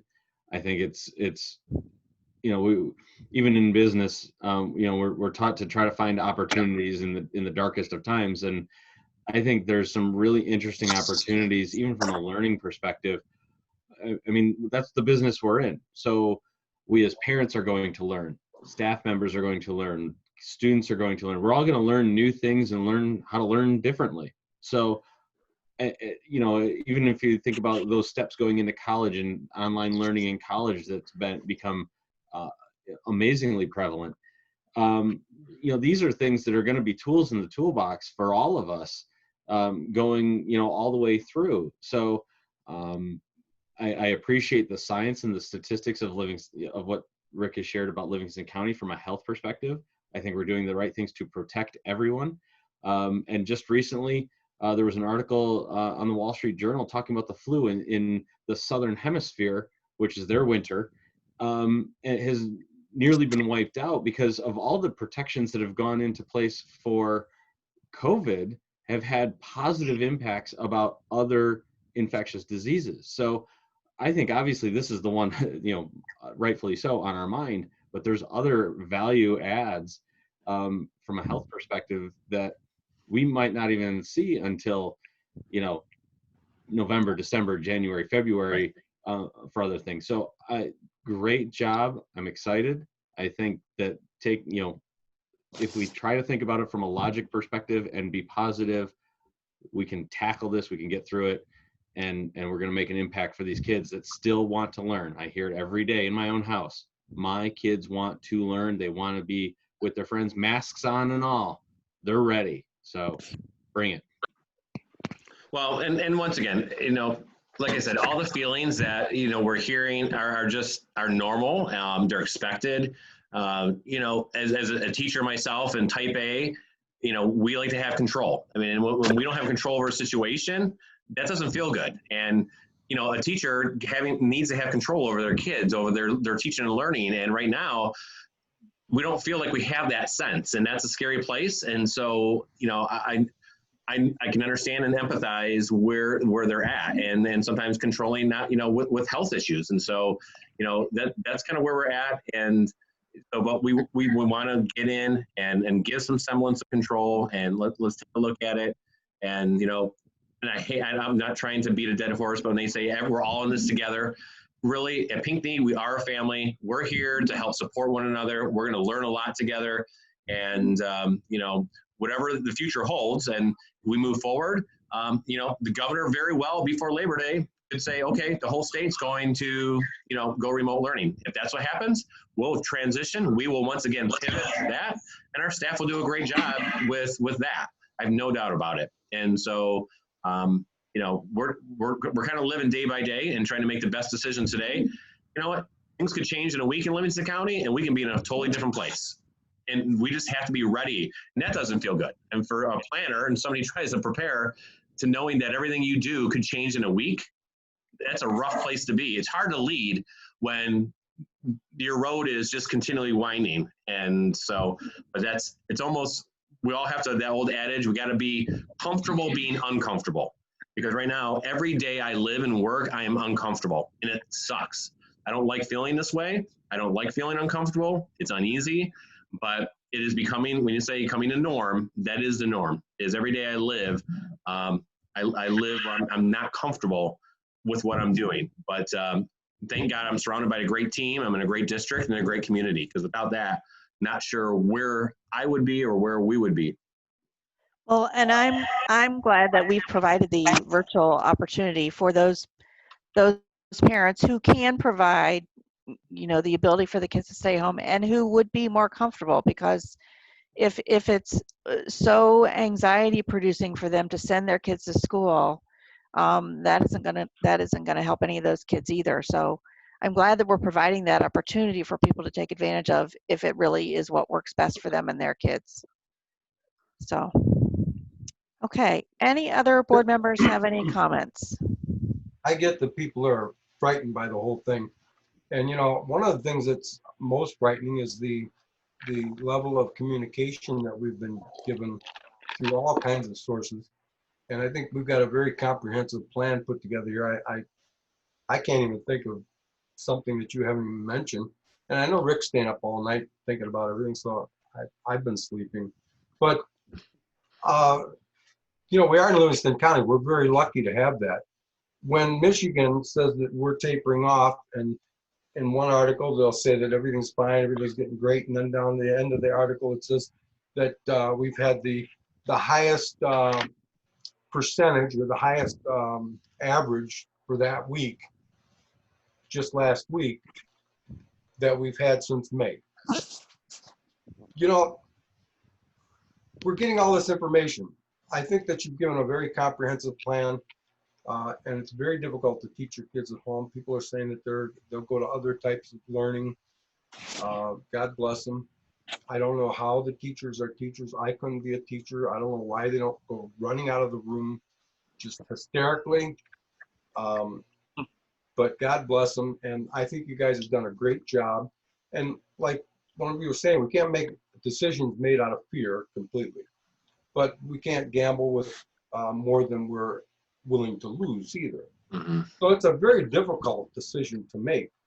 I know myself, because, you know, my kids aren't going out, and they are very wise as to what's going on. They keep telling me about COVID. So I get that people are afraid, but I would just encourage people to put their trust in the group that has been taking care of their kids all along, and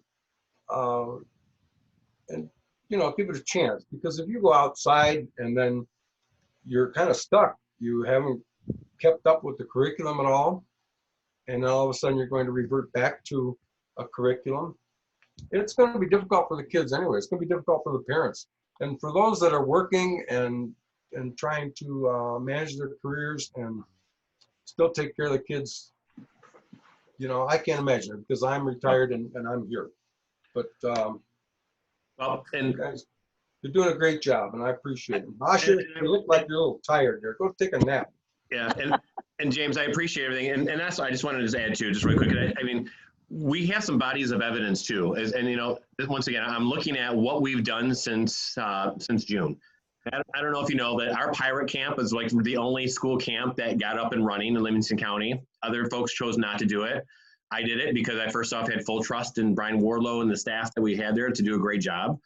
Also, we wanted to see, like, okay, let's get some kids in the building and let's see how this works. I can tell you right now, we've had on average 40 to 60 kids every day. Parents have been extremely happy.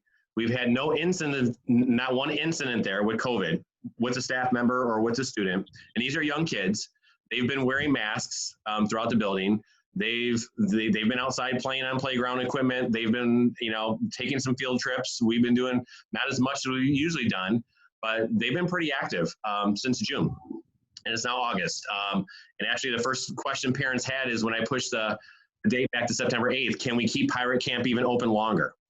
And so it's in a school. I know it's not 200 kids. It's smaller, but the processes we were using were put in place and they were working. And so that's a small test sample. And also you've seen, we've had high school students at the high school since July. We've had hundreds of kids showing up with teachers, mind you, with coaches who are teachers, working with these students, working with them on strength conditioning. We ran clinics. We had students from 5th grade all the way to 12th grade. My son was one of them. We ran our protocols, our systems, and not one did we have an issue from students or any of our staff members. And now we're running practice. We're running football practices. We're running field hockey practices with staff members. So part of me is we gotta be really careful because we're saying we can't have school, but nobody's coming to me and saying we need to cancel football. Nobody's come to me and saying I need to cancel field hockey because these kids are not keeping distance. They're sweating, they're spitting, they're practicing football. And yes, there's protocols they have to follow, but following the MHSAA guidelines, they're doing what they need to do. And so I've got to be really careful about sending a message is, are we ready to tell our football coach and all our coaches that, you know what, we do virtual learning and that means all that shut down because we can't have both. We can't send a message that our teachers can work with kids on a football field, but we can't work with them in a classroom where there's far more safety regulations than there is on a football field. So that's just another thing to think about that nobody has an answer to because not one school that's going virtual has canceled their sports. Not one. And so to me, that's a really, I can't defend it. I don't have an answer to that. How can we say that these coaches can coach hundreds of kids outside with far less safety protocols, but yet we can't teach them in a classroom? So it's just something, that's just something to think about. But and I don't want to have to get there. Then, eventually the state may cancel sports by itself. That may take care of itself. We don't know yet. But it's just things we have to think about. But in the end, we've had kids working with teachers, with staff for over 2 months. And everything so far has gone really well. And if it hasn't gone well, we had a lot of red flags. We may be in a whole different situation right now, to be honest with you. So. Yeah. Bill, I have one see question. you. Okay. One Go ahead, question. James. When the governor put all the school districts into different lumps of groups, different we regions. were grouped with Washtenaw County and others, and they were experiencing a lot of problems and a lot of cases there. Now, if we get to a point where we become a hotspot based upon their data, will that affect our school closing? How is that? Basha's waving, is shaking her head, yes. So even if Washtenaw has a great infectious rate there and we stay at our rate, we're still going to work under the governor's confines of that being our group. Is that correct? Yes. Well, we'll have to pray for Washtenaw County. True. Bill, I see you. Did you want to say something? Yeah, thank you, Michelle. I just want to say that I think everybody's been working really hard, and Rick and Basha and all the teachers that have done so much work all summer. Summer's supposed to be a time where you guys take it easy a little bit, and clearly that hasn't been the case. And I just really appreciate all the hard work, and that I, for one, will read that plan page for page. I will. So I'm looking forward to that. And but I just think that you guys work really hard to try to consider what's best for our students, and that's what's really important. And that's what we do well here in Pinckney. So I'm just looking forward to seeing the plan. and I think it's going to be good. I understand the concerns of the parents and the teachers, but I know you guys do, and you're working really hard to just do what's best for our kids in our district. So I just want to say that I really appreciate that. Great. Thank you. Anybody else on the board have anything else they want to say? I don't see. I see some heads shaking no. Okay. All right. With that, let's move on to our business requiring board action. The first thing is the approval of the board policy revision. It is the recommendation of the administration that the Pinckney Community Board of Education approve the revision for board policy 1422 as presented. So moved. Second. Jamie, did you get those? Yes, thank you. Okay. Okay. All right. Any questions on this at all? This is just a matter of we have to do this since Brian has retired. He used to be the person. So now we just need to name Basha as this person. So let's vote on this. James? Yes. Bethany? Yes. Melissa? Yes, and congratulations, Basha. Congratulations. I vote yes. Matt? Yes. Bill? Yes. Amanda? Yes. Motion passes. I'm not sure that congratulations is quite the right word. That's why it was funny. I know.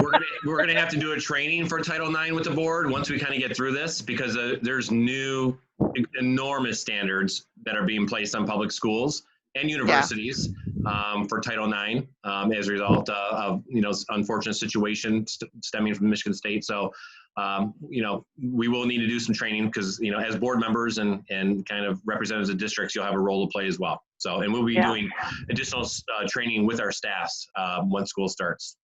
Yep. Yeah, I've read some of those and it looks like a lot of work ahead. Yeah. So, yippee. Okay, the approval of changing the first day of school to September 8th. It is the recommendation of the administration that Pinckney Community Schools Board of Education approves the change of the first day of school to September 8th, 2020. So moved. Second. Second. Okay, any questions, discussion we need to have on this? I think that not so much questions or anything. I certainly agree with the reasoning, and I've kind of asked my other questions, ahead of time. There's very obviously there's a lot of speaking of emotional consideration on pushing it back or starting it. I think if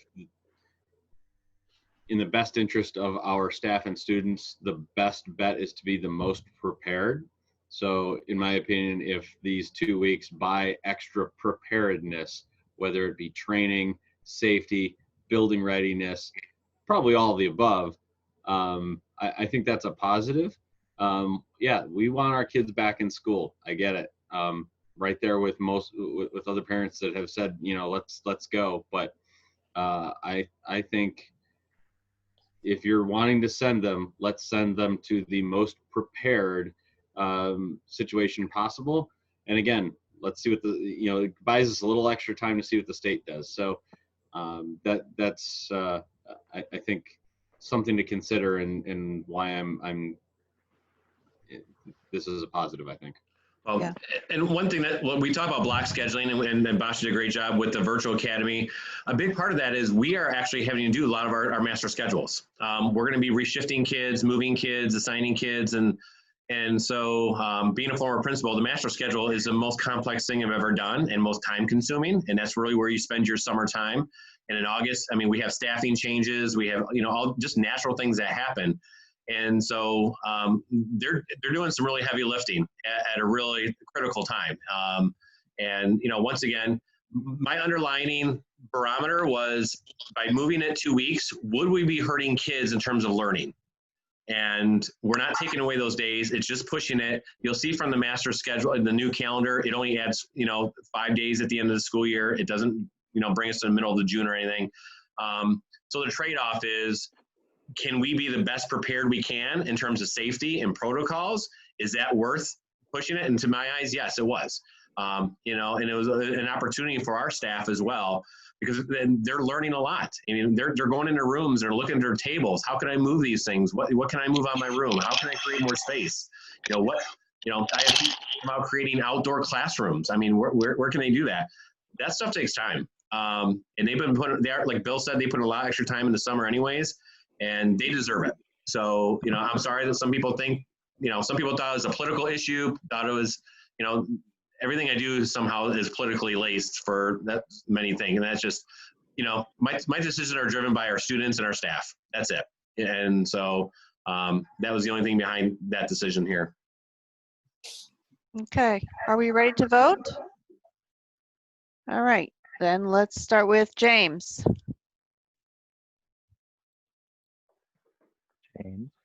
James. James says yes. Bethany. Yes. Melissa. Yes. I say yes. Matt. Yes. Bill. Yes. Amanda. Yes. Okay, motion passes. School year starts September 8th. And last on the list on the agenda is the school calendar for 2021. It is the recommendation of the administration that the Pinckney Community Schools Board of Education approve the 2020-2021 school year calendar as presented. So moved. So moved. Do you want me to go through it really quick? The Okay. changes, maybe. Yeah, go ahead. I'll second behind Bill. Okay. Let me just, I'm going to share my screen really quick. So for those in the audience who don't know, I mean, the board sets the first day of school, but our calendar is something we negotiate, and we work with the PEA and the leadership. And so we're in the middle in the process of negotiating right now for their bargaining. And part of that is the calendar. And so obviously with, you know, we started this process back in the spring when COVID hit. You know, it just wasn't the #1 priority at the time. And so, but obviously with the school year coming upon, we both wanted to get this done. So I really give a lot of credit to PEA, just, you know, great job. As the board knows, I'm now part of the negotiating team. I haven't been in the past because that was Brian Higgins' role. So just been really impressed with the collaboration and the dialogue that we have, and the partnership and trying to continue moving everybody forward. So what you see is, this is not something that we usually share. The calendar here counts days because we got to count days, things that sort. And the calendar we'll post on our website will look a little bit different from parents. But just want to let the board know what we've done is there's a new kind of law, let's say law, part of, you know, or PD that was put in place last year, that we can count up to five full days of PD for instructional days. Hey, Rick. Yeah. Can you just make it a little bit bigger on your screen, please? Oh, sure. Thank you, you. Chris. Oh, Is that better? thank you. Thank you. Okay. So we can count 5 days of PD for instruction time. And so that's something we want to take advantage of. And we can use up to 10 hours of PD before or after school. So that was part of our drivers and our thinking with this. And we really we know that our teachers have to learn a lot. They've got to take on a lot going into the school year. So we wanted to try to provide some PD, obviously, as much as we can before school started. And once again, I said we can do up to 10 hours, 2 days of that. So here this week of the 24th, that was a week we were supposed to start school with students. Obviously, we've changed that. We do have some new staff, and we always devote some time. That's just the new staff training the 25th. But what we're doing is we're going to have our staff, and you know, we talked about virtual learning, Google Classroom, some Michigan Virtual. This is the time, 26th and 27th, we're going to really work together on learning together and making sure we all feel as prepared as we possibly can before the start of school. So these are 2 days of district PD, the 26th and 27th. And we purposely wanted to put these a couple weeks before school. And we had some options, and the PA had a suggestion to survey our staff to see, you know, would they want these the 26th or 27th, or maybe move down here to this week. And we did that, and it was just about split in the middle, 50-50. I mean, at one time it was exactly 50-50. And some people said, you know, I really don't care, it doesn't matter. And so we as a group just settled on the 26th and the 27th. So my thought was, a lot of our teachers haven't been back in the classroom since March. And you think about that. I mean, it was almost like the world stopped in March. We were here, the next day we were gone. And not even time to really clean out classrooms and things of that sort. So once again, I'm using what I've learned in this district about just anxiety. I even use the word trauma in some of the instance of just trying to get back into the environment that we left so abruptly and really changed our lives. And I didn't want to do that just like right before the kids got back. So I want to get staff back here learning, working together, reconnecting with their colleagues, some they haven't seen in a long time, the 26th and 27th. So we have some time just to get in the door, learn, and then also just process. You know, we're all learning a lot. That's the biggest challenge I have right now for myself is I am inundated with information almost just the minute I walk in this door till 12 hours after I walk out. And I have to then spend time at home processing. That's why I don't sleep, is because that's when my processing is happening, is because it's just bombarding information. And I know our teachers are feeling very similar and will be as they're learning a lot of new things coming their way. So I wanted to build some processing time. So on their own, and so they, you know, they have to be here the 26th, 27th, but then the rest of the time is on their own, do what they need to do personally and both professionally. But then the second, we always have a district day, a welcome day. We're not going to be doing a big welcome back like we've done in the theater. I know the board has been part of that, our staff is. You know, they'll be coming together with their staffs in each building, but not as a whole district. We'll have a district welcoming and a video and things of that sort, but they'll be able to see that. But they're going to be getting together with their colleagues in their building for staff meetings and a lot of that managerial stuff. You know, we're going to be talking about that's the protocols and the safety and the principals. We'll be spending some time with them on that day in a second. And then once again, there's some time left to process and not feel like rushed, like I got kids coming to my classroom, because we've had that before. We've started school, had a little bit of break, and boom, you got kids coming in. And we didn't want to replicate that. So there was some strategy in terms of how we built this and scheduled this. And so that's what's in place. Obviously, the 7th, you have Labor Day. And then what you're going to see is a pretty traditional schedule. First off, you're gonna see our Friday PDs are marked here. Because of the number of PDs that we have, we're gonna have 4 days of PD that account for instruction. So our teachers are getting a lot of good learning. We agreed to have 2 days every month for Friday PD. So we've got this time set aside to work with our staff there. And I'm just kind of going through, I don't need to go through every little single thing, but one thing I wanted to touch on is November 3rd is Election Day. We know that's a huge election day here in our nation.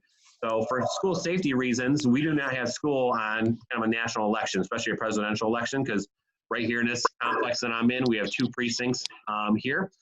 So we're utilizing that as a staff PD day. But what is unique, what we're doing different, is what we're doing now is we're doing professional development virtually. Like we're teaching you, Basha just did a professional development teaching, she taught you the plan, and we're gonna do that with our staff.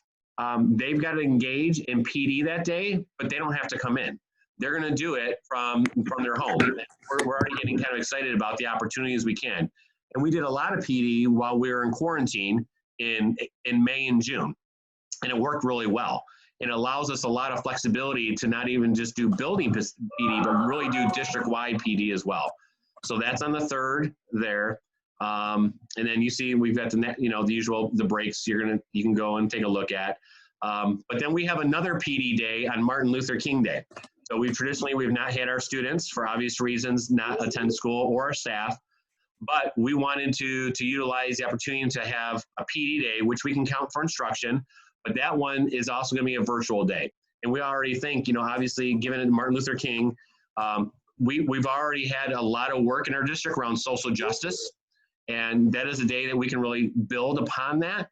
I'm excited about what we can do together, even though it's virtually, around the idea of social justice. Because I think we all have a lot of work and learning to do. I think we've done some great work here, but that's a day we can really kind of focus on that as a district. So that's on Martin Luther King Day. And I'm scrolling back up here. This is just our mid-winter break here, the 15th. You can see we got spring break, nothing really. You're going to see the consistent of our Friday PDs. And then most important people already asked, what's the last day of school? So originally we were supposed to end this week. So by pushing, even though we pushed that date 2 weeks back to start September 8th, the only difference is instead of ending this week, we're ending right here, the 11th. Once again, I thought that was a good trade-off because we made some Okay, concessions so in the instead of calendar. getting out June 4th, you guys will get out June 11th. I need that, whoever just talked, I need you to mute yourself, please. So just getting out 11th. So that to me, a couple years ago, we got out the 15th or the 18th. We've been pushed back. So that was a worthy trade-off for us to get prepared an extra 2 weeks, and it just kind of gave us that extra week in June. So that is the school calendar that's once again that the PEA and our team agreed upon this past Tuesday, which I'm very excited and to share with you, and hopefully you approve it, and we'll be able to put this in place and share it with everybody else. Okay, does any board member have a question on that? So one of the things that I can see potentially becoming an issue, and a lot of it is just simply, being able to know when those PD days are, is looking at the Friday schedules. Obviously you're going to, so I see you're hovering over February, so that's fine. I'm sorry, my finger was just moving. No. That's fine. We can use February as the example. Yeah. Is knowing that my kids have early release on the 5th and the 19th. They have early release every day, Matt. So your child's schedule. So the staff on those days, they still then work. So the students. So yeah, there's no confusion. As a parent, your schedule is always going to stay the same. Gotcha. So with our staff is they, after the kids leave, then they're up. It's just not district PD. So Gotcha. Yeah. Cool. So yep, no worries there. Thank you. Yep. Any other school board member questions? No? Okay, then I think the board is ready to vote. So let's start with James. James, you're muted. I can't hear you.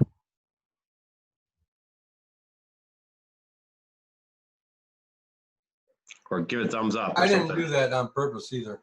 That's okay. I'll vote yes. Okay, Bethany? Yes. Melissa? Yes. I vote yes. Matt? I vote yes. Bill? Yes. And Amanda? Yes. Okay, motion passes. We have a school calendar for 2021. That's awesome. Yeah, woohoo, one more thing off the list of things to do. All steps. Okay. Keep it rolling. Yes, exactly. Okay, I want to go back to community comments. We'll do the same thing we did before. If you want to speak, do a thumbs up on your screen and I will call on you. Michelle, what they're doing is they're putting their hands up. They know how to do that. So if you look in the participants, we already have a few hands up there. So, which I think we should probably start with Gretchen, because Gretchen was, I think, the I was first just one. going to say, Michelle. Yep. And then Michelle, yeah. So Yep. let's start with Gretchen. Okay. What was your question, Gretchen? I'm sorry that I asked Quite all a right. question before I was supposed to. That's That okay, happened no problem. last time. I feel like an idiot. You're fine, Gretchen. Don't worry about it. My question right now is has to do with special education. I'm a special education teacher, and I have had no communication with the special education director. I've just been talking to Ruth about distancing my room and such, and I've talked to my other special education teachers, and we're just wondering if we are going to have a special education meeting before school starts with the special education director, Carrie Cowger, and ourselves. Yes, so I can answer that for you, Gretchen. So part of the planning process, part of the instructional piece in the roadmap to learn plan, Carrie and I, actually, she was taking care of all the special education things. And if you get a chance to look at the detailed draft plan, the longer version, you'll see that it's outlined in there, but we already have scheduled a professional development for all those special ed teachers on one of those 2 days. that is scheduled in the calendar where you guys will be meeting with Carrie and your counterparts and your principals and talking about how special education will be handled. Okay. Wonderful, thank you. Michelle Sherman was the next person who had a question, and I don't see that she's still on. Yeah, I don't know. I'm still Michelle, are on. you? Oh, okay. Okay, your turn. What was Yeah. your question or comment? I apologize for not for asking at the wrong time. That's okay, no problem.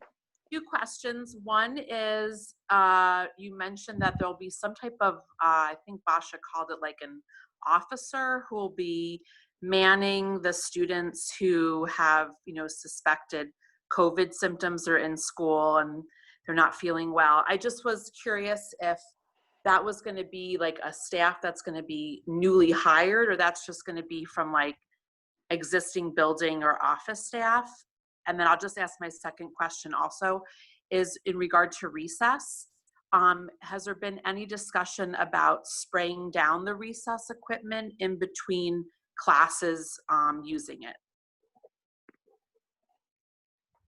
Well, first I'll jump to that second question is we have talked about spraying the equipment, but I don't think that pertained to in between, Michelle, but that is something I will take a note and talk to Jim Hayden about, you know, with our custodians, because that's what he's trying to do is we have great custodians, and you know you do with Mark there at Farley, is what can they reasonably do in the time they have, and like how do we prioritize that time?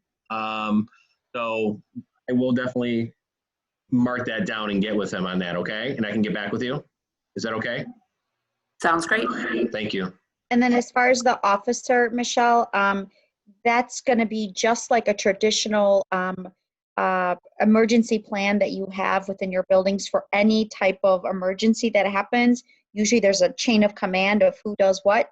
That's just going to be rolled into part of that plan of who's going to be manning the COVID room. It's not like it's going to be staffed 24 hours even if there's no kids there. It's if a child is showing symptoms, we are requiring that somebody, whether it's an office staff member, whether it's a parapro that's assigned to do that, but somebody to be able to be with that child until the family members comes home or comes over and picks up their child to take them home. Thank you. Okay, now I'm just going to start with the list. I'm going to start at the top and work my way down. So the first person on the list I see is Sean Elmy. Hello, that's Hi, me. Sean. I know not only teach in the district, but I'm also a parent.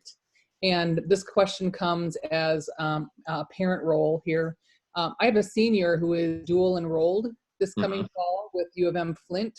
And looking at the schedule, how we're blocking, traditionally dual enrollment was the end of the day, 6th, 7th hour. They would go perhaps 1 through 5. Has any, Basha, maybe you can answer this. Has it been looked at that will not interfere with his dual enrollment? Yes, and so that's what our principals are working on right now. And they're going to be working with students. There's going to be some case-by-case basis where they'll work with parents and students to make sure it's still possible. So yes, they have been looking at that. Okay. Yep. So, and I'm gonna use the segue. That was a good question from Sean, because those are really the kind of at a high school level. There's so many intricacies, uniqueness. I mean, we have such a diverse program that you know you got to think through these. The number one question I've got from parents too, not number one, I get from high school was about CTE classes. You know, we have a thriving CTE program. We're part of a consortium, so you know we have kids who go to Howell for culinary arts. We have students who are actually in aviation. I mean, that's awesome. Firefighters course. I mean, they're going nursing program in Brighton, and we get a lot of them here. So parents, their question is, you know, I want to do virtual, but you can't replicate a welding class online. Autos class. I mean, you can do some stuff, but a whole semester, you're not. These kids are getting certified for jobs in these classes, and that other than cybersecurity is the only one that really works. The other ones, they don't transfer. You know, right now, if they're in aviation, they have to go to Howell to the Howell Airport because that's where they take their class, and there's no online component. So the standard we make is if you're really wanting that class, we'll still provide that virtual for those other hours, but they're going to have to physically go to those classes. So and the parents want that. They don't want to do aviation or culinary arts virtually. They want their kids to go there. They want to know, can they blend it? And for those classes, because they're so unique, the answer is yes, because there's no other way of doing it. So we will have kids who may have 4 classes or 5 classes online, and then they're going to take their 2 hour, because they're 2-hour blocks. They may drive to Howell for their class, or they're going to take robotics here, and they're going to have to do that. So that's just an accommodation that they're going to have to make if they don't want to stay with it. Then we'll have to find other classes for them to take. All right, thanks. Yep, thanks, Sean. Thank you, Sean. Okay, next is Reynolds. Hello, Deb Reynolds. Oh, it's Deb. How are you, Deb? I'm well. How are you? Good. What's your question? Well, first, thanks everyone for working on all of this.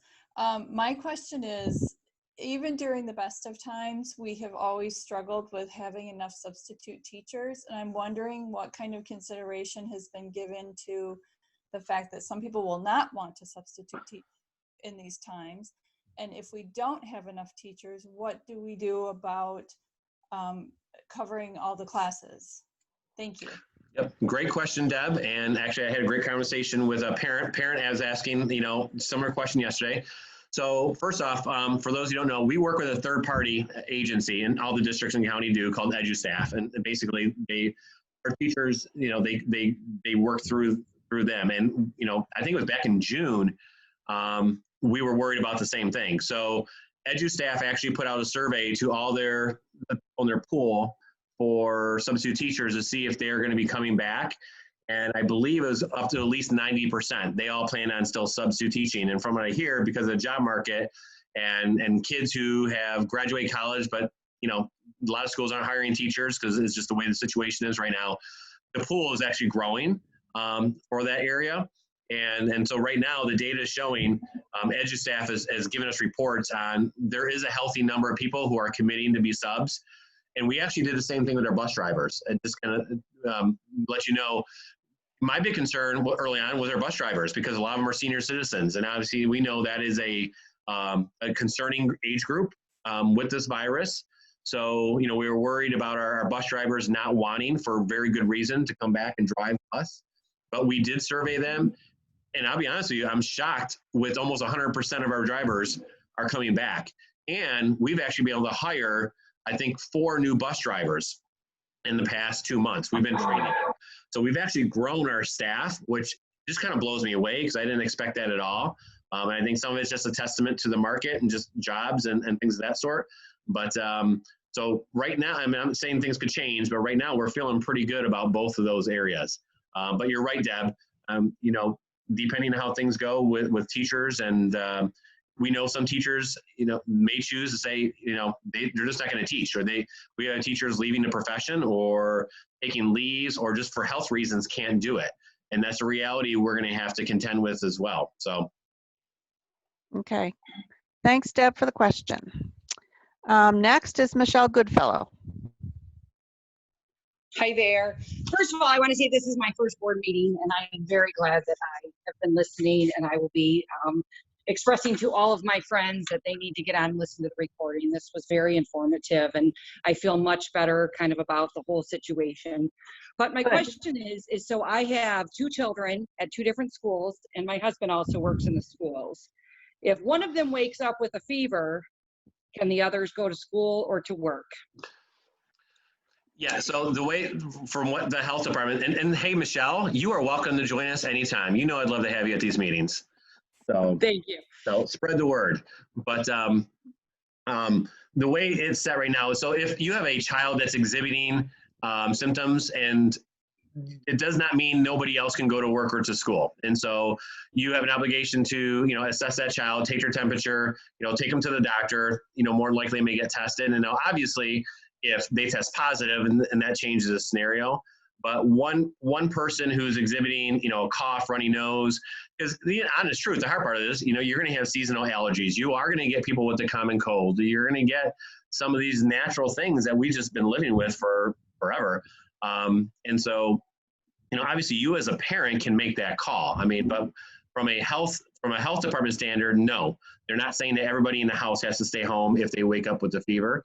But obviously we would want you to, you're going to let us know that your child A is not coming to school because they have a fever, and we're going to want to make sure they're not coming back until we're clear and we're confident that they're okay. Okay, thank you. Yep, thank you.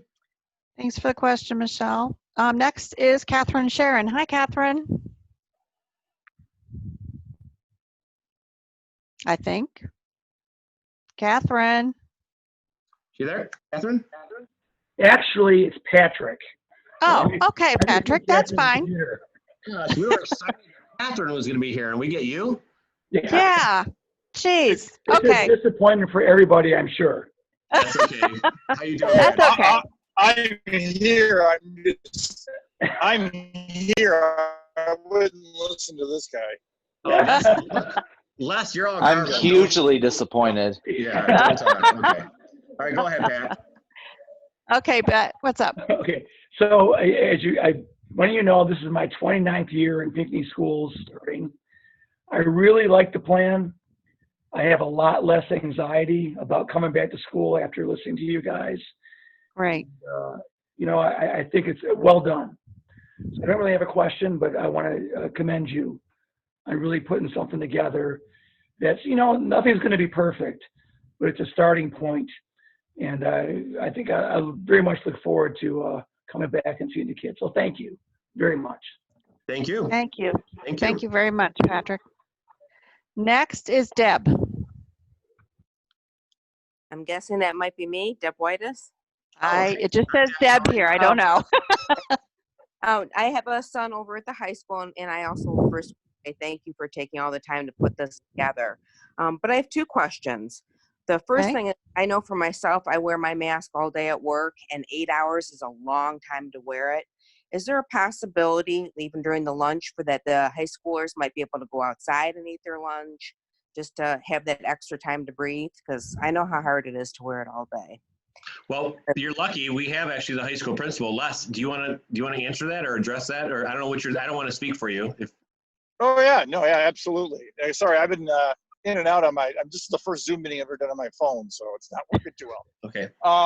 Yeah, absolutely. We have the new picnic tables that we installed last year, thanks to Chris Ozias' son. It's weather permitting, absolutely. We've talked about how we can go ahead and utilize those outdoor spaces more. We're going to be going to 5 lunches, which is fewer kids, which is nice. But any opportunity that we can, as long as we can make sure it's supervised and the kids are safe out there and they're maintaining their social distancing, 100% absolutely. Yeah, and we do have 7 or 8 good picnic tables, and if we can add to those, definitely while the weather holds, we'd like to get them outside if we can. Thank you so much. One more question. The other thing has to do with the attendance policy. If families, I'm just thinking if anybody gets sick, not even with a fever, but just a lot of coughs, colds, or if a fever comes up in the family, if we're not comfortable sending the children, or if there's somebody else in the classroom that gets it, is the attendance policy going to be a little bit more lenient at all in terms of having to take classes over or whatever? I can answer this question. One of the things we talked about is that because we're having our online platform being used, Google Classroom, at the secondary level every day in the classroom, if a child has to stay home and quarantine, if a child has to stay home because, you know what, I got a cough, I'm not sure, I just want to be safe, I feel good, they can still participate in their classrooms. Like, that's the whole point of us trying to do this, so that way our kids are not being penalized for quarantine for 10 days or for having a cough, and just being careful, because we understand that it is going to impact their attendance. Yeah, and this is kind of where we're like in this paradigm shift with school, because now we're blending kind of online learning and in-person learning almost at the same time. I mean, our schedule we built in has a day built in, Friday right now, for online for everybody. And so, the worst thing we want to have happen is a student has to stay home for 14 days in quarantine, and we're not going to hold those days against them. And more importantly, we don't want them falling behind. So, there are strict regulations of how we count students when they are learning at home. We think there's going to be some more flexibility from the states. They haven't come to us. We're waiting for that. Is really like, okay, how do we document? Because we do get held accountable, and that's fine financially when school students aren't here, especially come October. That's kind of that whole, October count day. We do feel that there's going to be a lot of flexibility in adjusting for those. They just haven't come to us of what that's going to look like. So So I think you just, I think you can take a deep breath. I think some changes and flexibility will happen this year. It's really hard for us because a lot of it's got to come from the state too, because in terms of reporting to them. So they just haven't gotten that to us yet. Okay, thank you. Yep, thank you. Thank you, Deb. Okay, next is Lindsay Shingek-Smith.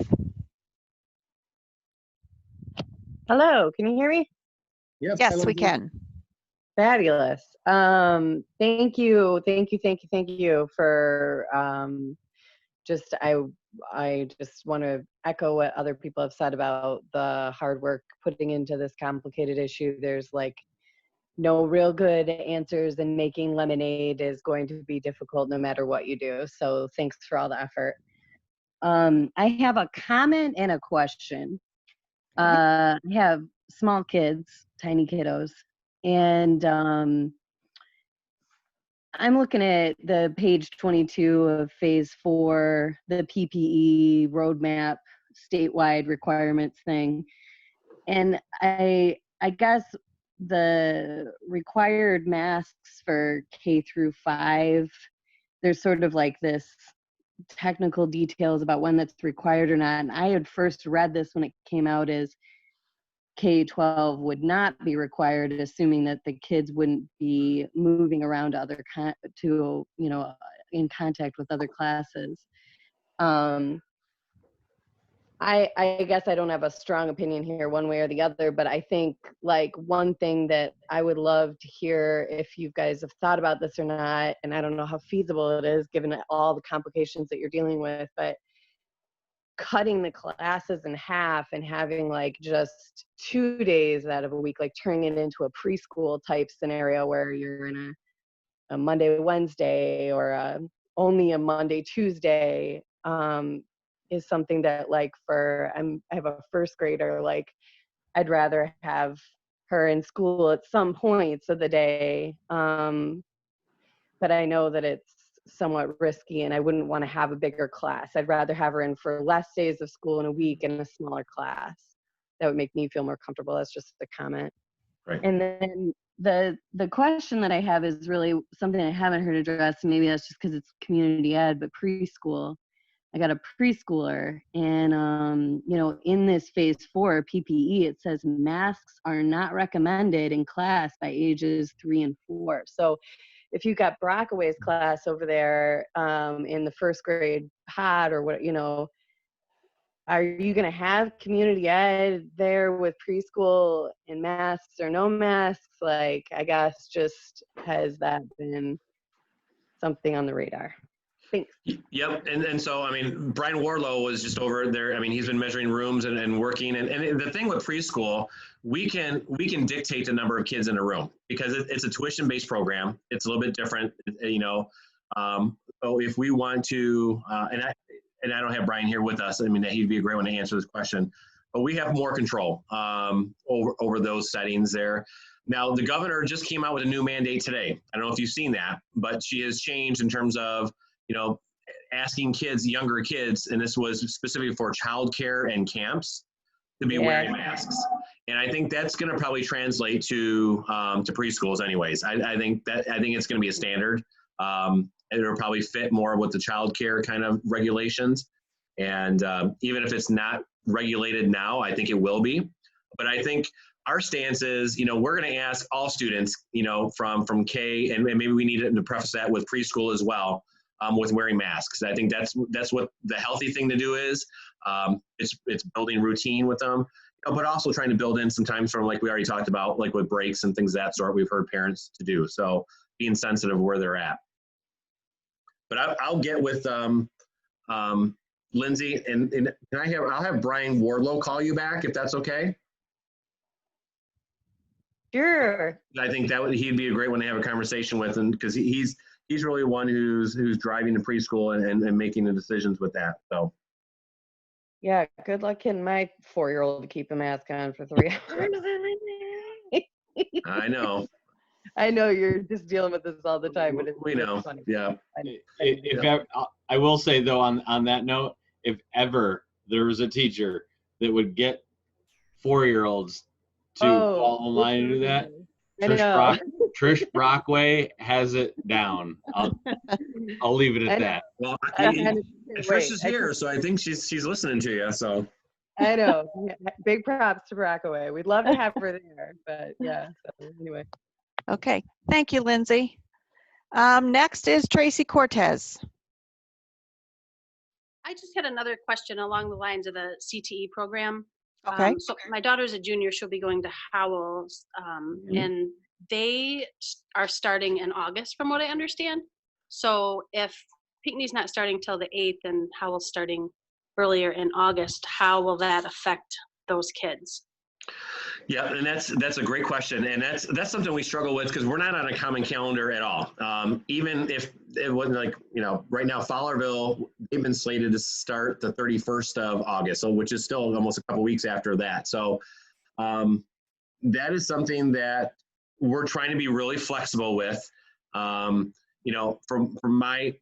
I know Howell, their first week, I think they're doing what they're calling like a soft opening. So I think it's just trying to get everybody in the school and once again acclimated to the new processes and procedures, and maybe really looking at the next week, starting kind of full board.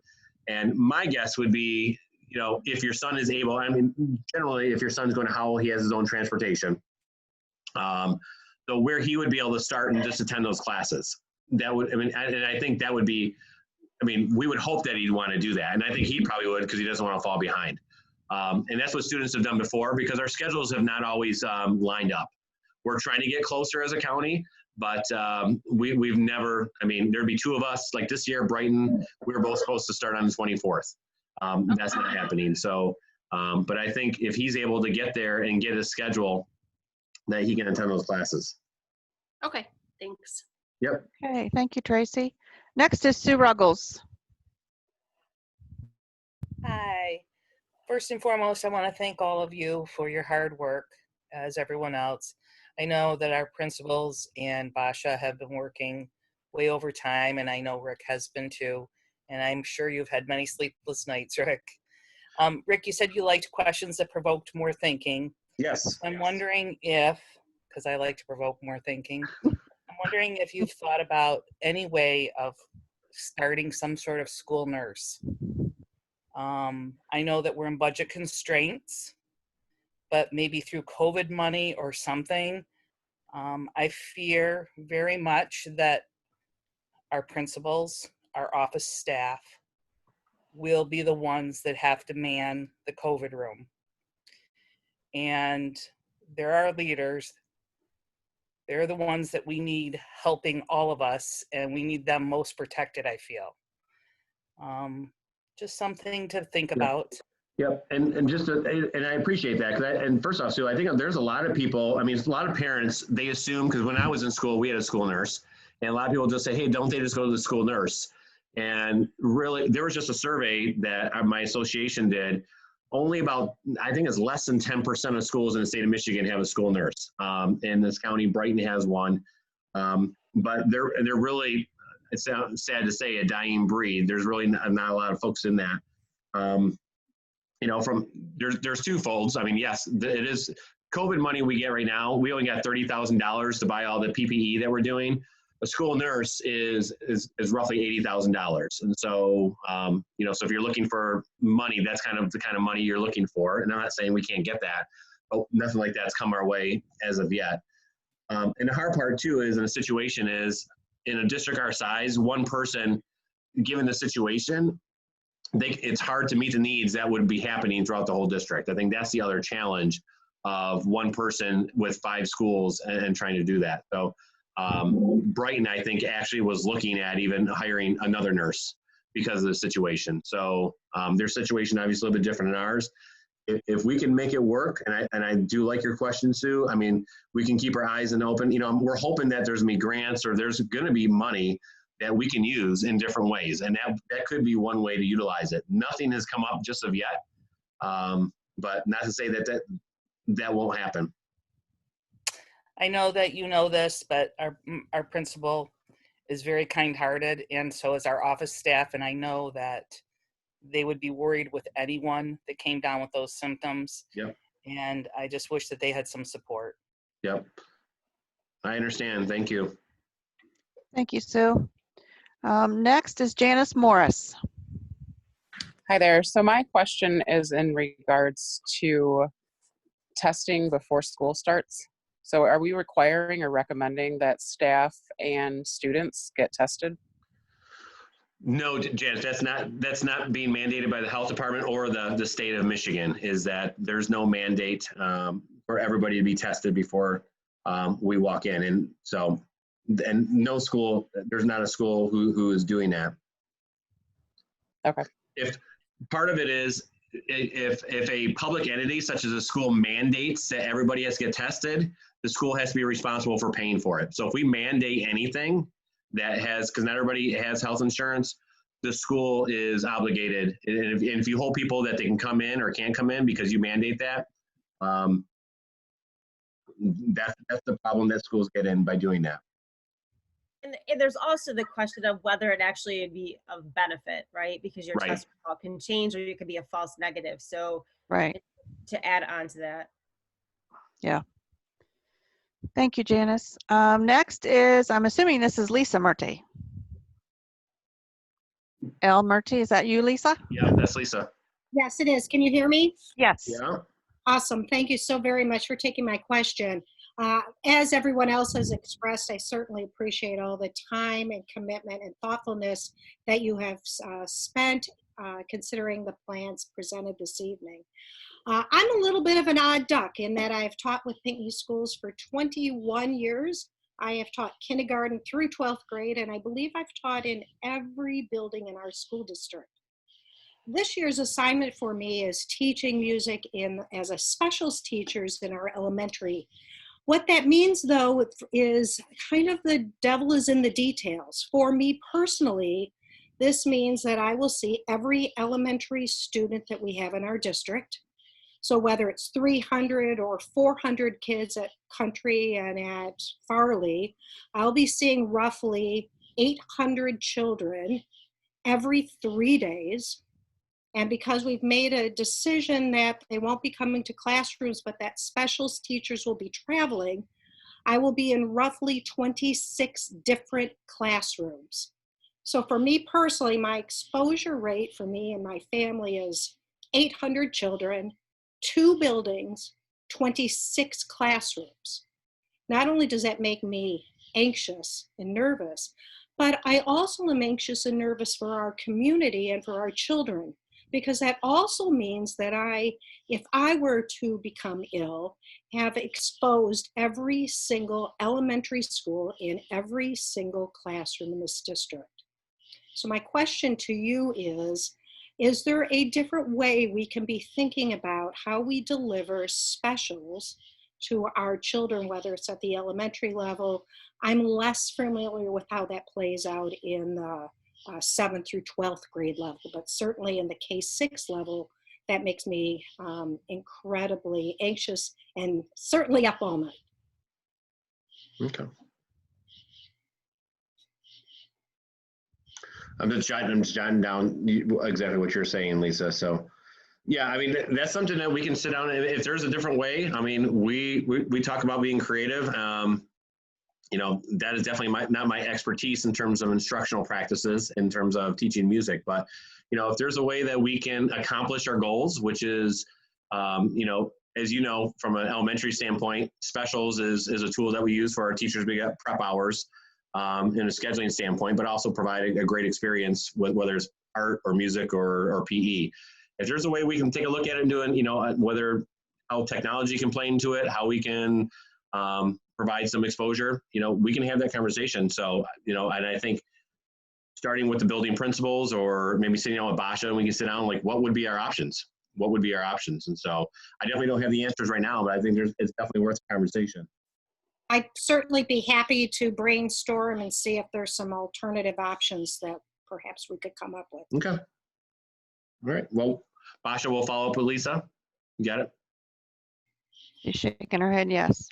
Okay. Okay, thanks, Lisa. Next is Christine Schmidt.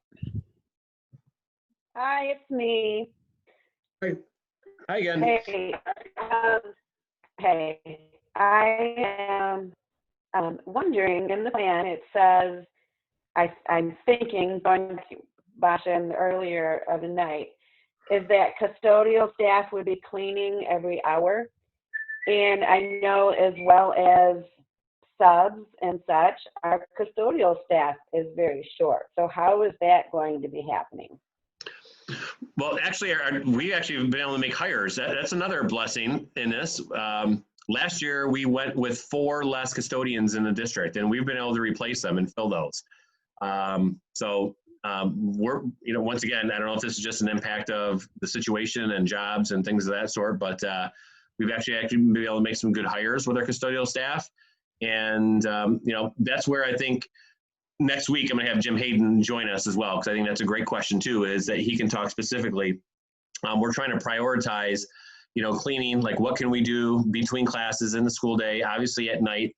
A lot of the, heavy cleaning, we're going to be cleaning every building, every classroom, every evening.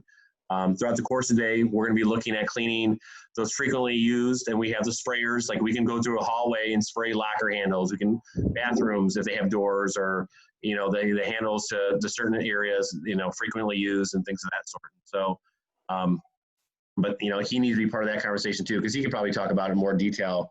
And part of that too is I think we're going to kind of have to learn too, what we plan now, we may have to adjust once we see how, with life in the building and people moving and what needs to be happen, what we think may happen the first week could change the next week. So we may have to try to bring on, we've said from day one, we may need to look for additional resources. Do we want to save money and everything we do? Absolutely. But this is not the time to do that. If we need to bring on some more people to help keep it safe, we've been exploring all different kind of creative ideas to do that. So even if we, talked about parents who may just want to come in and work a few hours and with the job of cleaning, to help them kind of be another set of eyes and hands to help do the work that we need to do. So, or utilizing our bus drivers who, after they do their bus runs, maybe can earn some extra money while they're in between runs to kind of come into buildings and help out in some areas. So those are the kind of things we're talking and thinking about. Thank you. My other question is the amount of PPE supplies you've ordered and are getting your hands on. Yes. And the amount of money that's allotted to purchasing those items. How long are you projecting that those supplies will last? Yeah, that's a tough one. Like with the masks, that depends on, our neighboring districts. They're ordering like 10,000 masks. And so we started boosting up our orders just to try to, from our mind, maybe like, okay, first quarter, first semester of school, if everybody didn't bring a mask and everybody uses the mask that we have every day, we're going to go through them very quickly. There's no doubt about that. But we think, most students, especially since masks now can have kind of identification, and we talk about the gaiters, and I just got myself a new pinky one. We're selling them through the athletic department. I think that's going to happen. And, that rate is really hard to say. Gloves, we're ordering enough to get us probably through the first couple months, but the suppliers are now starting to, that was the biggest issue, was supply and demand. We couldn't get gloves a month ago. That was the one issue. We could not order gloves. We couldn't get them in, but now we can. And everything else is coming in abundance. And so that's going to have to wait and see. And, if the COVID money runs out, Chris, we're going to have, we're going to have to purchase it. It's not going to be an option. There's just certain things that, there's no decision making. You got to do what you got to do. So if we run out of COVID money, it's not like we're going to stop purchasing those items. Thank you. I just had another too. You talk about Livingston County, being low, and thankfully, and I mean, you know me for a long time. I commute from another county. I wonder how many of us do. Right. I don't know if you know that. I'm not asking that. I just had thought. Right. Yeah. I mean, you're right. I mean, you're not alone, I'm sure. Obviously, that's always a factor. And we can't control where everybody travels, where they go out on a Friday night, where people may go down to Detroit to have dinner, or, a family's member. So that is a factor we have. First off, we have no right to ask people where they're going and things of that sort.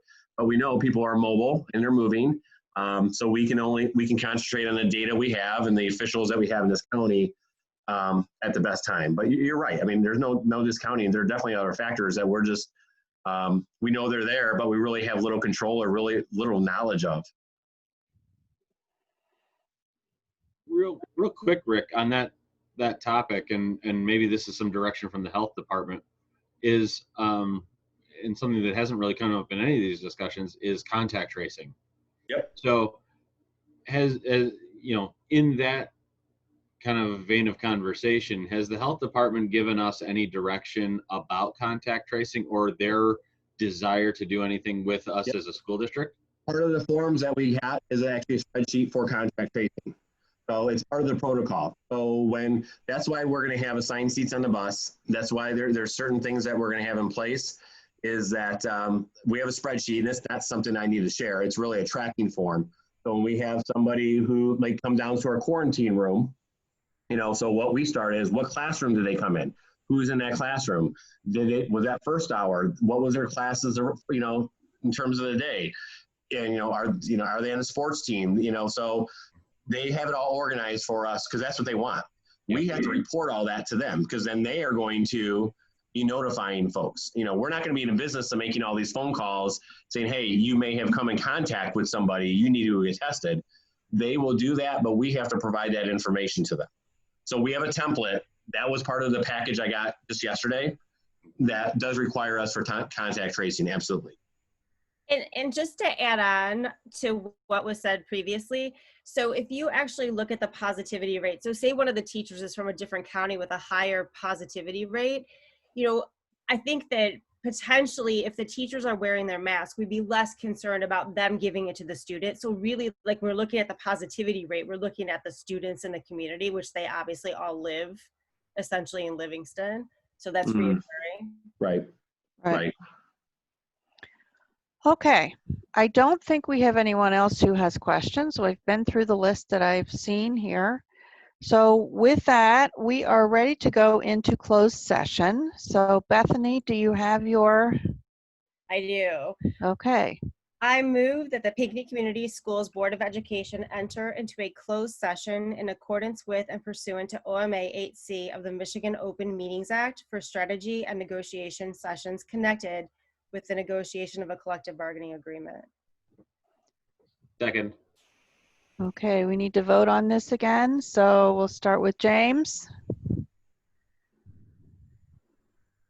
James. Okay. Come on, Bethany. Jim. Yes. Melissa. Yes. I vote yes. Matt. Yes. Bill. Yes. Amanda. Yes. James, are you there? Okay, he's not there. Okay, motion passes. Thank you everyone for coming and listening to the presentation.